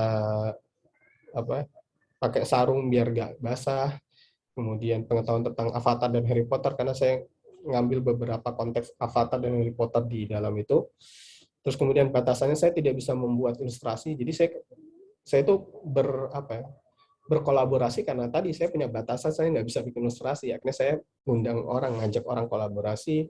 Terus ya ada beberapa yang lain kayak ilustratornya sibuk punya tugas, jadinya beberapa pekerjaan jadi terhambat. Di sisi lain kontennya harus divalidasi ke Ustadz. Nah, kemampuan saya menghasilkan itu kan ya tadi dari 3 variabel ini, akhirnya saya bisa menghasilkan ide bikin konten seperti itu. Nanti kalian bisa lihat sendiri lah intinya. Itu sih guys. Terakhir ya peran dan porsi, maksudnya akhirnya kita tinggal berperan dan ngambil porsi yang sesuai dengan porsi kita aja. Ambil peran yang memang kita dikasih peran di situ. Misalnya kita di LDK, di LDF, bahkan di lembaga dakwah jurusan misalnya, ya udah ambil peran di situ, ambil porsinya di situ, karena setiap porsi itu kan ada yang ngurusin gitu, jadi nggak perlu terlalu merasa bahwa kita harus bikin konten yang mendunia atau mengindonesia, padahal kalian LDK gitu, kalian fokus ke kampus kalian aja, kalian nggak usah pikirin Bandung ITB, kalian nggak perlu mikirin karena kalian fokusnya di Jatinangor aja gitu, kalian fokusnya sama LDK kalian aja. Itu doang sih, jadi thank you banget teman-teman. Jadi nanti kita bisa bahas, ini beberapa hal yang pengen juga kasih lihat, bahwa setiap orang punya peran dan porsinya. Contohnya Smart 171 tentang Palestina, Islam bilang, ini konten yang ngomongin cuma tentang apa yang Islam bilang. Sesederhana itu aja dia ngomongin tentang Islam bilang. Gitu. Kata Nabi ini ngomongin cuma apa yang kata Nabi, hadis-hadis Nabi aja yang dikeluarin. Jabografi kalau kalian tahu dulu dia ngomongin tentang perempuan berkarya, dakwah visual, bikin dari quote-quote dengan dakwah visual, hijab alila setiap kontennya, terus ini Heijong ya dengan konten-konten komiknya. Di sisi lain versi-versi yang tidak ada keterkaitan dengan Islam kayak NKCTHI, dia ngomongin tentang quarter life crisis, kemudian DKV Daily ngomongin tentang DKV, kok bisa ngomongin tentang kehidupan sehari-hari kita gitu, kenapa ini bisa terjadi, ini kenapa bisa terjadi. Terus kemudian ada Thailand ngomongin juga kehidupan sehari-hari gitu. Nah itu kan punya peran dan porsinya masing-masing. Nah kalau di dakwah ya kita tinggal ambil peran kita aja gitu. Apa peran yang bisa kita ambil ya di situ kita lakuin. Begitu teman-teman. Jadi thank you banget udah dengerin. Nanti kita bahas lebih lanjut. Wallahu a'lam. Saya kembalikan ke MC. Baik, terima kasih Kang Tolha atas pemateriannya yang sangat luar biasa, sangat detail sampai ke teknis-teknis, terus common errors kita sudah lihat. Baik, kami persilahkan kepada Akang Tete yang ingin bertanya, boleh raise hand, kemudian nanti on mic, atau boleh juga bisa chat langsung di kolom chat. Oh iya nih Kang Tolha, barangkali Kang Tolha ada closing statement gitu Pak. Langsung closing statement nih. Iya. Apa ya? Masih bingung saya, masih ngerekam dulu. Ini nggak nanya dulu aja, atau Ya, waktunya terbatas? kita Nanti nanya aja. dulu aja kali ya Kang. Iya, nanya dulu aja. Silahkan Akang Tete untuk bertanya. Oh, yo. Kemarin yang minta diskusi interaktif secara langsung siapa ya? Ada itu.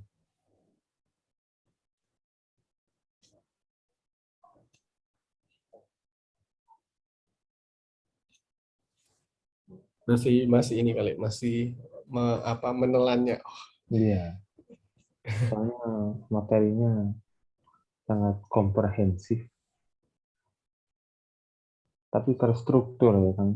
Jadi ada tahapan-tahapannya dalam kita membuat konten tersebut. Dan kalau misalnya tahapannya itu biasanya dimulai dari kondisi internal baru eksternal gitu ya. Atau bukan, saya khawatir salah paham. Jadi sebenarnya kalau dari yang saya sampaikan tadi sebenarnya fokusnya di tahu dulu ruang bermain kalian sih gitu. Jadi di ruang bermain ini kan apa ya? Kalian akan tahu bahwa masalah kalian itu apa aja. Terus di dalam situ ada siapa aja ya. Kalau kalian dalam konteksnya Unpad, ya kalian di Unpad ini tahu siapa aja sih yang akan menjadi lawan kalian. Maksudnya di sisi kita pengen bawa kebaikan, ada pasti orang-orang yang pengen membawa satu hal yang nggak sama gitu, yang buruk gitu bertentangan dengan kita. Nah itu kan menjadi lawan. Apa yang dia lakukan, apa yang harus kita lakukan itu kan kelihatan di situ. Nah dengan kita melihat bahwa kita di Unpad punya masalah A, B, C, D, di sisi lain kita sebagai Syamil ini punya permasalahan apa sih, apa kekurangan kita, apa yang bisa kita buat dari situ. Ya kan kita ngerasa oh kita masih kurang nih buat video, berarti kita apa yang harus kita optimalkan, oh kita optimalkan aja ilustrasi grafis itu kita optimalkan, karena video kita nggak bisa bikin gitu. Sedangkan kalau misalnya kita harus belajar video lagi, sedangkan kepengurusan cuma setahun, nggak akan cukup nih gitu waktunya. Nah akhirnya kalian kan menggunakan kemampuan kalian itu kalian optimalkan. Di sisi lain ya tadi kalian udah tahu masalahnya, ada tujuan yang pengen kalian kejar biar misalnya lebih baik ya, tadi misalnya orang nggak sholat di Masjid Raya Unpad, jadi pengennya kalian bikin. Nah akhirnya itu yang menjadikan kalian menghasilkan konten ataupun menghasilkan proker-proker yang tepat sesuai dengan permasalahan kalian, sesuai dengan apa ya, kondisi apa namanya audiens kalian dan semacamnya gitu sih. Jadi ini benar-benar saya ngajak apa ya, saya nggak ngomongin tentang ya udah kalian bikin grafis kayak gini, kalian harus bikin video kayak gini, karena menurut saya ya itu nanti porsinya biar Iqbal sama Gigi yang ceritain, tapi intinya kalian dapat ketika nanti kalian misalnya mau bikin video, kalian tahu video ini sebenarnya tujuannya untuk apa sih, menyelesaikan masalah yang gimana sih gitu. Apakah memilih membuat video itu sebuah solusi atau ternyata kita cukup bikin grafis gitu, nggak perlu bikin video gitu. Nah hal-hal kayak gitu kan ya kalian tentukannya di sini gitu, bukan nanti apa ya, maksudnya kalau di Iqbal dan JJ seharusnya nanti kalian sudah tinggal fokus ke teknisnya aja gitu, tapi nggak fokus kepada goals-goals besarnya gitu. Nah, kayak gitu sih. Jadi sebenarnya saya ngajak teman-teman untuk lebih melihat ke dalam, terus melihat kondisi kalian sekarang ada di posisi di mana, terus apa yang bisa kalian lakukan dengan kondisi yang kayak gitu. Gitu. Baik, Kang Jadi memang seperti yang Mas Didi itu ya, Kang Jadi dipetakan dulu ruang lingkup bermain kita ya. Betul, betul. Nah ini ada Bang izin mau pertanyaan, tanya. saya bacakan dari Akbar. Bismillah, Kang izin bertanya bagaimana indikator bahwa kita ada di ruang bermain yang tepat atau ternyata salah tempat atau target. Oke, menarik. Pertama, kalau kita lihat di sini, pertanyaannya bagaimana indikator bahwa kita ada di ruang bermain yang tepat. Nah, sejak kita masuk di Unpad, sebenarnya kita udah cukup clear banget bahwa ketika kita main di LDK Unpad, di Syamil, ya ruang bermainnya seharusnya adalah Unpad gitu. Yang maksudnya ngapain LDK Syamil dibuat kalau dia harus ngurusin yang ITB misalnya, dia harus ngurusin Jatinangor. Pasti ya Jatinangor juga punya apa ya, punya lembaga dakwah yang ngurusin lah. Let's say kayak Muhammadiyah, Persis, dan semacam itu kan yang lebih fokus untuk secara global gitu. Makanya kenapa ada cabang Muhammadiyah, cabang Jatinangor, itu kan, atau NU cabang Jatinangor, atau Persis cabang Jatinangor, karena ya itu mereka yang memikirkan dakwah untuk di daerah itu. Nah, di case kalian, kalau kalian sebenarnya ngerasa apa, pengen tahu kita udah bener nggak ya ruang bermainnya, ya pertama ya kalian tanya dulu kan sekarang mau fokus di mana, maksudnya kalian sebagai Syamil Unpad, kalian sebagai diri sendiri atau enggak. Nah kalau misalnya kalian ke Syamil Unpad atau itu kan sudah cukup jelas ya bahwa ya udah berarti ruang bermain kalian adalah Unpad gitu. Kalau kalian mikirin Jatinangor, mikirin Sumedang, mikirin yang lain, kalian keluar dari itu gitu. Karena memang fokus kalian adalah Unpad, di dalam Unpad gitu. Keluar dari gerbang Unpad adalah cerita lain. Entah ceritanya maksudnya bisa diurus sama tim kami misalnya, atau diurus sama BEM misalnya. Tapi yang jelas kalian fokusnya di Unpad. Nah, kalau di diri sendiri gimana? Nah, kalau di diri sendiri kalian misalnya tidak terikat dengan Unpad, kalian lihat apa ya, peran dan porsi apa yang kalian bisa ambil gitu.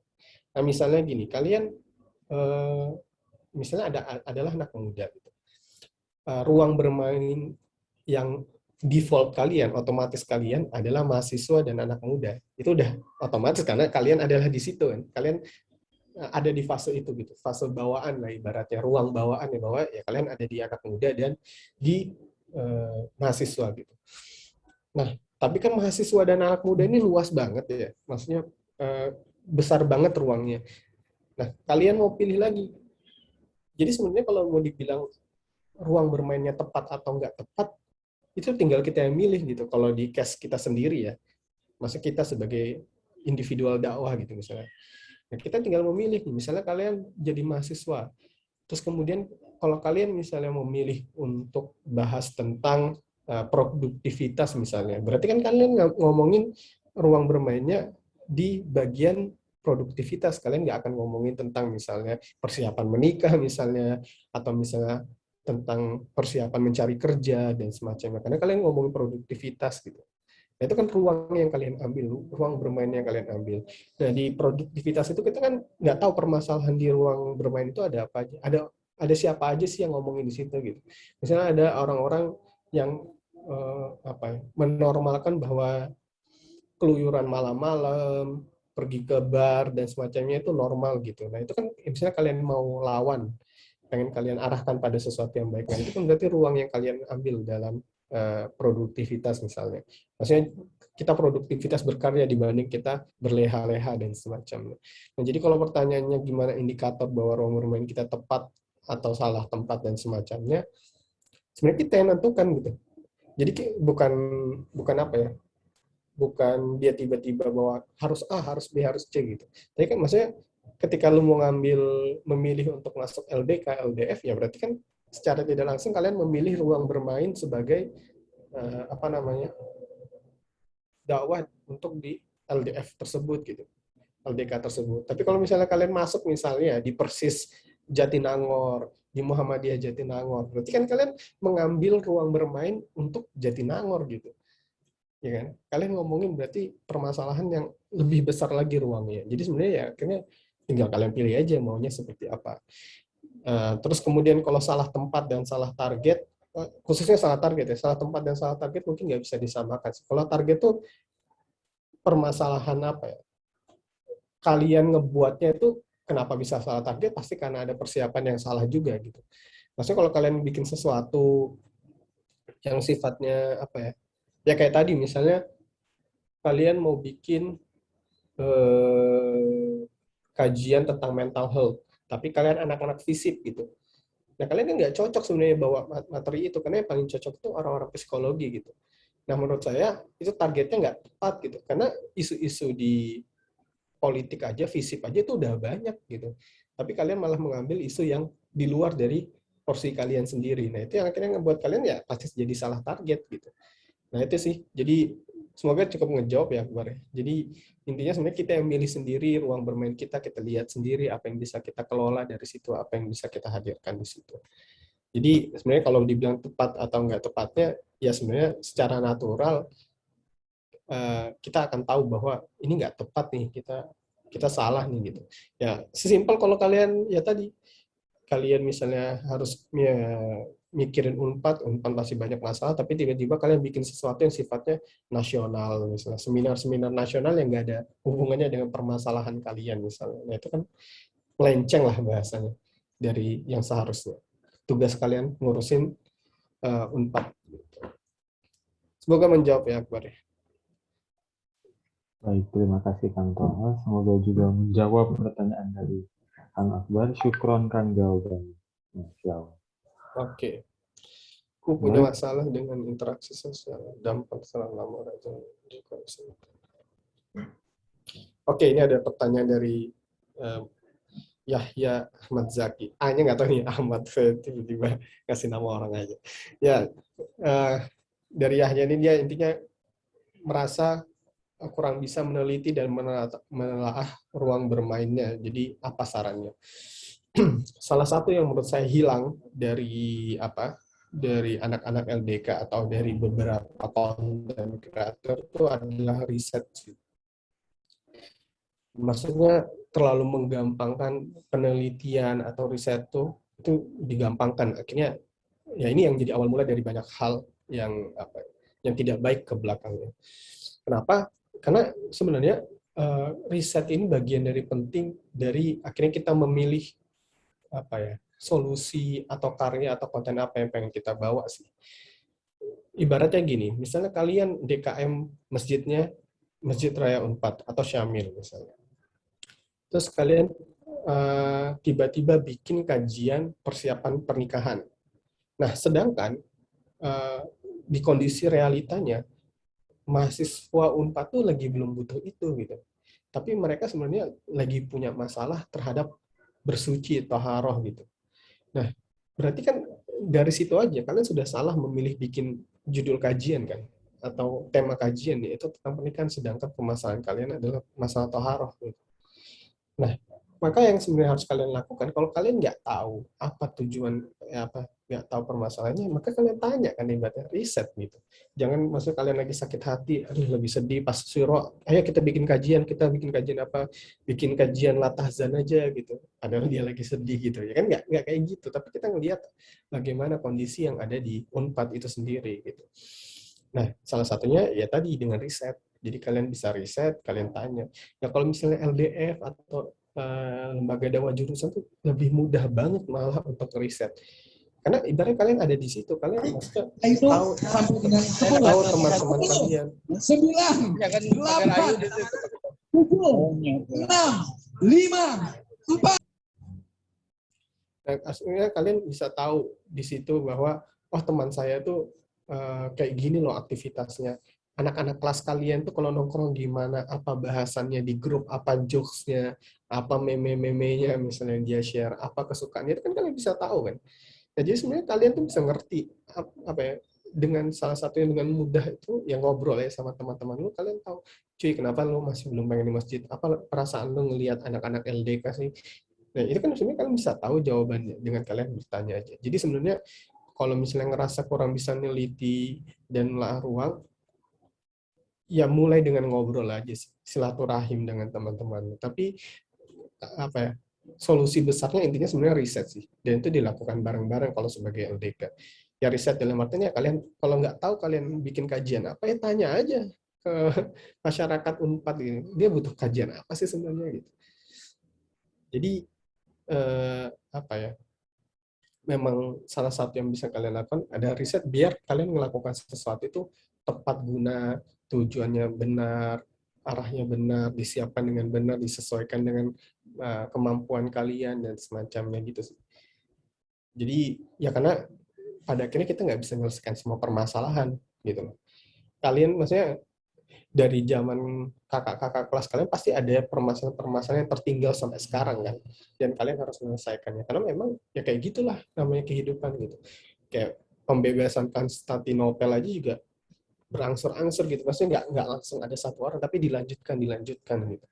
Risalah kenabian aja juga dilanjutkan gitu. Nah jadi kurang lebih sama juga gitu, bahwa kita itu ngambil porsi kita, peran kita pada saat itu aja gitu. Nggak usah terlalu ribet yang lainnya, karena memang kita di porsinya memang masih itu dan peran kita baru bisa di situ. Jadi ya udah ambil di situ.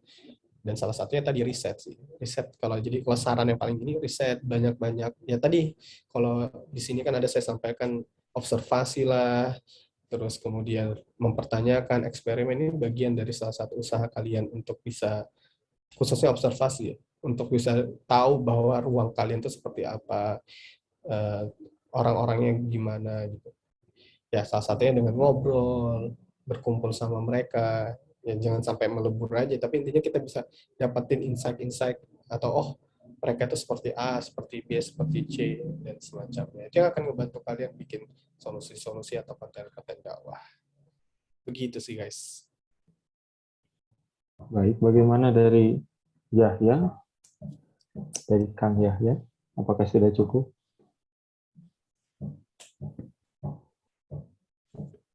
Baik, buat teman-teman boleh bertanya. Kita masih ada waktu. Terima kasih atas jawabannya. Ada yang mau ngobrol langsung juga boleh. Jadi sebenarnya saya biasanya ngobrol ini paling seru, suka dengerin pertanyaan dan obrolan-obrolan lebih konteks di masing-masing kampus sih. Jadi dulu sebelum pandemi kan saya suka kayak ke Jakarta, ke UI, atau misalnya ke mana lagi waktu itu lupa. Pokoknya misalnya beberapa kali ngisi ke Jakarta, ngobrol-ngobrol sama apa masing-masing LDK itu apa ya? Enak apa ya, senang gitu mendengar cerita-cerita baru karena dari situ konteks-konteksnya karena memang beda-beda gitu. Saya ke ITB punya permasalahan sendiri, saya ke ITS dengerin punya permasalahan sendiri. Nah jadi akhirnya saya melihat sebenarnya kalian tuh tinggal fokus masing-masing dengan LDK dan kampus-kampus kalian. Kayak misalnya di ITS punya permasalahan sama kampusnya, birokrasi kampusnya. Jadi intinya misalnya LDK-nya punya masalah dengan kampus lah gitu, kampus tidak support LDK dan semacamnya.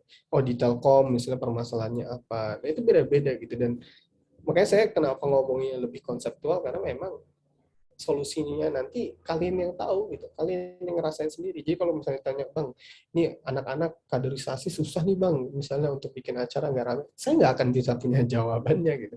Kalian yang tahu jawabannya, karena memang kalian yang hadapi. Tapi saya kasih instrumennya lah, alatnya lah, gimana caranya untuk bisa memahami atau bisa mampu untuk menghasilkan karya-karya yang tepat atau proker-proker yang tepat. Nah, salah satunya ya ini beberapa hal yang bisa saya sampaikan. Jadi gitu sih. Jadi ya nggak tahu ini sebenarnya ini ya apa anak-anak Syamil sendiri kan ya atau orang Syamil yang baru masuk Yang mana Kang? Pesertanya Kang? pesertanya. Pesertanya ada yang dari luar, ada yang umum, tapi banyaknya dari Unpad Kang. Nah, kayak gitu kan tuh beda-beda. Nah, jadi kalau ibarat kalau saya di sini ngasih sebuah solusi yang cuma untuk Unpad aja kan berarti nggak jadi kasihan buat yang lain kan ibarat. Makanya saya ngasih alatnya lah gitu. Ibarat mancing itu saya nggak ngasih ikannya tapi saya kasih alat pancingnya gitu biar untuk kalian ngerti cara mancing ikan sendiri. Kasarnya begitu. Ayo silahkan kalau misalnya masih ada yang pengen ngobrol. Iya Kang, saya juga pengen curhat. Soalnya kalau di universitas kami itu kan, itu kalau misalnya kita riset itu kan biasanya survei. Nah itu surveinya yang isinya sedikit, mungkin memang kurang kreatif ya kalau misalnya survei dari Google Form begitu ya. Nah, itu menarik juga. Makanya coba bayangin usaha yang dilakukan Jogo Karya itu ngedatangin rumah. Dia nggak bikin selebaran yang suruh diisi baru dikirim ke masjid kan, atau di share Google Form dikirim ke masyarakatnya enggak, tapi dia datangin ke rumah-rumah. Nah kalian juga bisa, lihat saya kalian ratusan orang gitu di Syamil. Masa kalian nggak bisa masing-masing kelas kan misalnya let's say kelas berapa sih paling mentok 30 anak nggak sih? Banyak banget bahkan ya, 20-an kayaknya ya. 20-an orang gitu misalnya, 20-30 orang. Dan biasanya satu kelas ya, bisa ada 2-3 anak LDK. Ya kalian bagi aja untuk ngobrol-ngobrol santai sama mereka. Nah, itu kan bisa jadi bagian dari usaha kalian riset kan. Tapi kalian nggak ngerasa bahwa itu bagian penting gitu. Kalian membedakan kehidupan kalian, kelas kalian dengan LDK. Padahal ya kalian tuh jadi ambasador bahasanya buat LDK. Jadi ya kalian tinggal ngobrol aja santai. Terus kemudian nanya-nanya. Kesannya kayak nanya-nanya, padahal kalian sebenarnya sedang riset gitu. Kesannya kayak nongkrong bareng, tapi sebenarnya kalian bisa riset. Nah, jadi ya itulah. Jadi jangan makanya saya nggak pengen kalian tuh terfokus pada satu solusi gitu. Maksudnya terfokus pada satu solusi itu dalam artian gunakan nikmat yang Allah berikan, otak yang super ini untuk bisa berpikir sesuatu yang lebih baik gitu lagi. Maksudnya jangan mikirin oh survei itu cuma Google Form lah. Survei itu ngobrol langsung, tanya langsung gitu. Gitu. Ya kan? Atau misalnya kalian riset dengan memperhatikan aktivitas teman-teman kalian, ngelihat sosmednya mereka satu-satu, apa sih yang kesukaan mereka, ketertarikan mereka, itu kan riset juga. Oh iya, terima kasih atas insight barunya itu. Memang kurang kreatif dari kebanyakan kita karena gimana ya kalau zaman sekarang tuh kayak musim-musim tren-tren gitu gitulah kan. Jadi kalau misalnya wah sekarang ada tren ini ikutin semua. Wah lihat itu misalnya BEM sana udah punya website kita juga harus punya website. Padahal nggak terlalu butuh gitu kadang-kadang. Nah itulah makanya. Maksudnya kadang-kadang kita lupa bahwa ya tadi penyakit kita itu beda, permasalahan kita itu beda. Jadi obatnya nggak sama gitu. Yang mereka bikin kayak gitu karena ada satu hal lain. Mereka bikin sesuatu ya karena ada yang dicapai lah, ada tujuan yang kejar, masalah yang didapat. Yang sehingga dia akhirnya melakukan. Ya kayak cerita di ITS tuh, pokoknya sekarang dia ada permasalahan dengan kampusnya gitu. Jadi kampusnya nggak support LDK-nya gitu. Jadi akhirnya kan susah. Proposal lah atau pengajuan apapun jadi ribet kan. Nah, hal kayak gitu kan berarti fokusnya dia bukan lagi kayak bikin acara gede, bukan lagi bikin festival keislaman lah. Urusan perizinan aja masih sulit gitu. Gimana akhirnya cara mikir itu kan.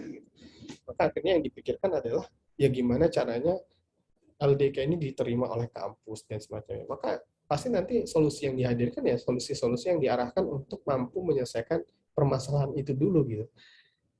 Nah bisa jadi ya tadi kalian bisa jadi nggak bikin acara yang gede, karya yang gede, tapi kalian memberikan ruang buat penerus kalian untuk bisa berkarya lebih baik lagi.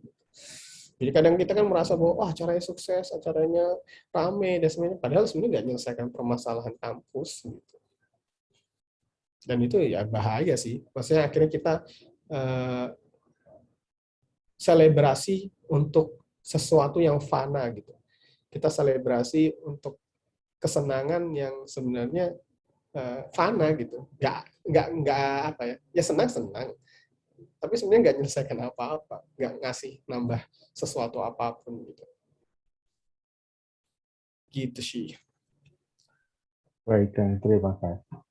Karena mungkin sudah tidak ada yang bertanya lagi, karenanya kita tutup sesi tanya jawab dan silakan Kang untuk memberikan closing statement. Oke.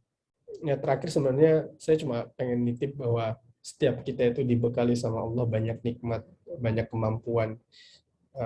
Pada akhirnya nanti di ujung kehidupan kita itu segalanya akan dipertanggungjawabkan gitu. Akan dipertanyakan lagi bahwa ya umurnya dipakai untuk apa, karyanya apa kemampuan yang sudah saya berikan lah ibaratnya bahasa apa dari Allah itu udah kita gunakan untuk apa. Kan kalau nggak salah tidak akan bergeser kaki seorang muslim itu sampai ditanya beberapa hal. Yang pertama itu tentang umurnya dihabiskan untuk apa. Kedua tentang ilmunya diamalkan atau tidak. Yang ketiga tentang hartanya dari mana dia peroleh dan dikemanakan dihabiskan. Yang keempat tentang tubuhnya dan lelahnya capeknya itu untuk apa. Nah dari situ maksudnya kita bisa memahami bahwa akhirnya ini bukan tentang besarnya acara yang kita buat, bukan tentang bagusnya konten yang kita lakukan, tapi tentang bagaimana kita mengambil peran, mengoptimalkan nikmat, mengoptimalkan potensi yang Allah berikan, biar kita bisa memberikan yang terbaik yang untuk diri kita pribadi, karena maksudnya itu nanti dipertanyakan sama Allah, untuk pahala kita juga ya, dan untuk biar Islam yang lebih baik gitu, untuk bisa memberikan dakwah yang baik kepada teman-teman kita. Jadi jangan khawatir juga teman-teman ketika kalian ngerasa kalian nggak bisa konten, bukan berarti kalian tidak bisa membuat kebaikan gitu. Bukan berarti kalian bisa berhenti merasa bahwa ya udah kalian nggak perlu ya kalian nggak bisa bikin konten, kalian nggak dakwah, nggak kayak gitu. Karena kebaikan itu ada di mana aja gitu. Andaikan sekarang sosial media hilang dari muka bumi ini, apakah kalian akan berhenti jadi seorang pendakwah misalnya? Ya enggak kan. Kalian harus tetap menjadi seorang yang baik, jadi manusia yang baik, menyebarkan kebaikan, entah mau di dunia nyata, di dunia maya. Jadi ambil peran porsi itu dengan sebaik-baiknya sih. Dan di akhirat nanti, salah satu kesedihan yang paling sedih, paling menyengsarakan itu adalah ketika kita merasa bahwa sholat-sholat kita, ibadah kita, tilawah kita, mungkin puasa kita, infak-infak itu, yang kita rasa bahwa itu memberikan pahala banyak, ternyata tidak Allah hitung sebagai pahala. Karena mungkin ada cacatnya niat kita, karena ada kesalahan kita dalam melakukannya. Dan menurut saya itu satu hal yang sangat amat menyedihkan gitu. Ketika ribuan sholat yang kita rasa bahwa Allah terima, ternyata tidak Allah terima gitu. Itu kan mengerikan banget ya. Kayak bayangin seumur hidup lu merasa bahwa sholat lu diterima, baik ternyata sampai di akhirat sholatnya itu nggak diterima gitu, karena mungkin niat kita ada yang rusak, karena atau mungkin ada cara yang sholat yang kita tidak perbaiki dan semacamnya. Nah, hal kayak gitu maksudnya semoga jadi pengingat kita sih, bahwa akhirnya meluruskan niat, mengarahkan bahwa ini yang kita lakukan sebagai usaha kita menghamba, bikin karya, bikin konten dan semacamnya, ya bagian dari kita ya tadi, menjadi seorang muslim yang baik, menjadi hamba yang baik, biar ya tadi nanti di akhirat kita tuh tenang gitu hidupnya. Karena ya apa artinya semua yang ada di dunia ini kalau misalnya ternyata di akhirat kita sengsara kan. Jadi itu sih. Jadi titip ke teman-teman aja, ambil aja porsi kebaikan yang bisa kalian ambil, optimalkan di sana. Insya Allah kalau kita ikhlas, kita berikan yang terbaik di sana, Allah juga akan ganjar kebaikan. Insya Allah. Insya Allah. Baik, terima kasih Kang Talha. Sebelumnya kami boleh izin share screen juga. Nah, ini dari kami ada sedikit oleh-oleh ya kan, mungkin boleh di share screen teh.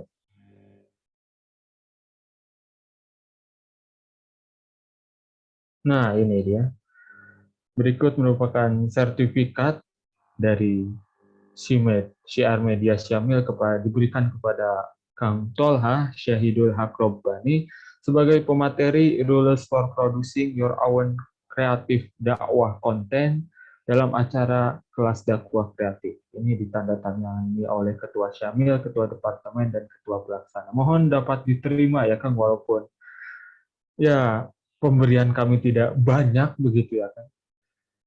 Semoga yang di atas memberi yang terbaik. Baik, terima kasih. Berikutnya kita akan ada dokumentasi.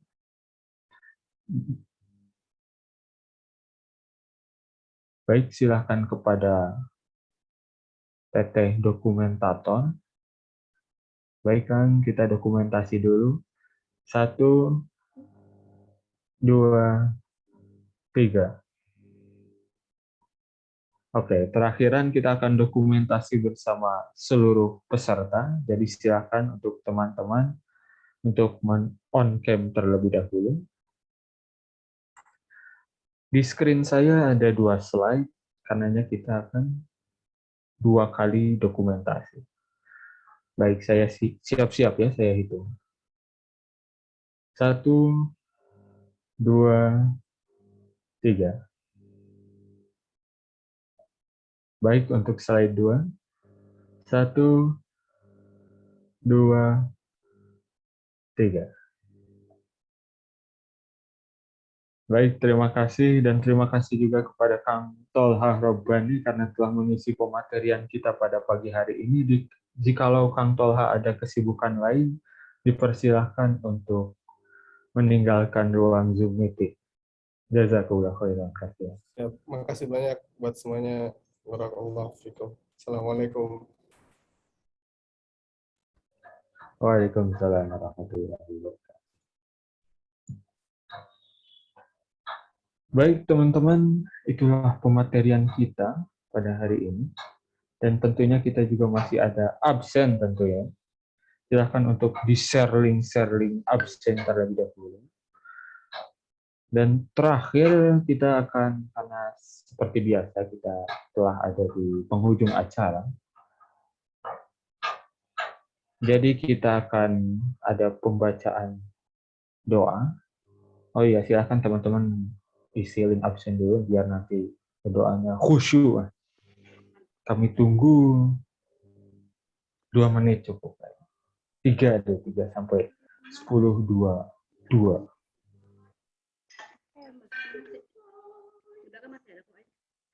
Ini biasa, mohon maaf, gelap-gelapan.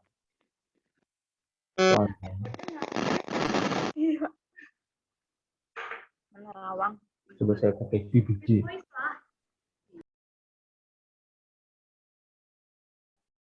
Nah,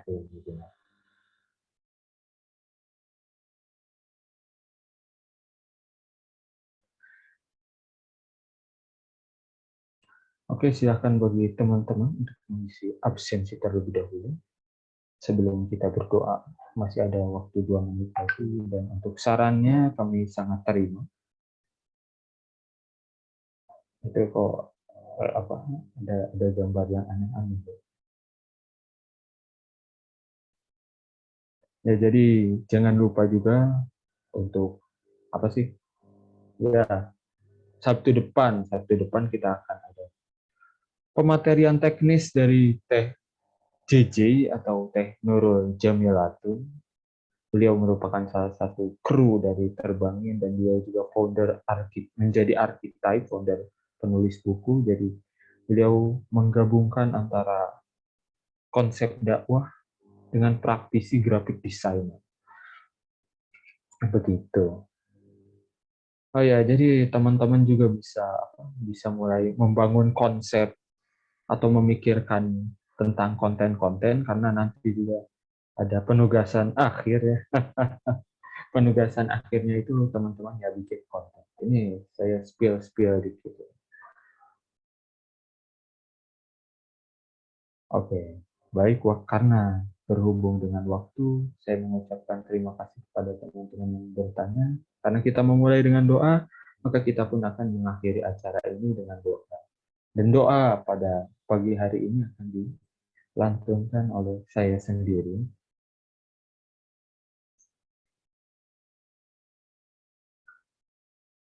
Alhamdulillahirabbil alamin. A'udzubillahi minasyaitonirrajim. Bismillahirrahmanirrahim.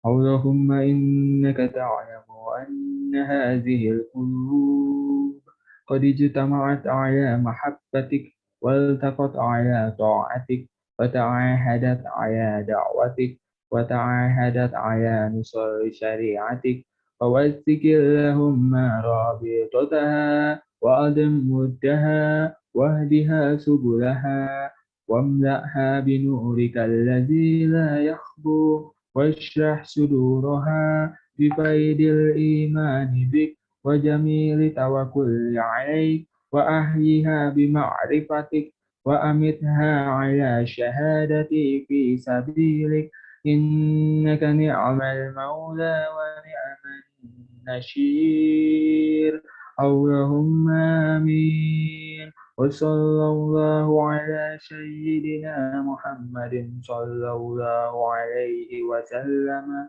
وعلى آله وصحبه وسلم سبحانك اللهم وبحمدك أشهد أن لا إله إلا أنت أستغفرك وأتوب إليك. Amin ya Rabbal alamin. Terima kasih kepada teman-teman yang sudah join kelas Dakraf pada pagi hari ini, dan kita kita udahan lebih cepat, dan pastinya stay di grup ya, jangan kemana-mana, jangan tiba-tiba hilang. Wassalamualaikum. Saya tutup, mohon maaf, saya mewakili seluruh panitia kelas Dakraf yang bertugas, kami mengucapkan terima kasih dan mohon maaf apabila dari kami ada banyak kesalahan dan kekurangannya. Wassalamualaikum warahmatullahi wabarakatuh. Terima kasih Gang. Teh.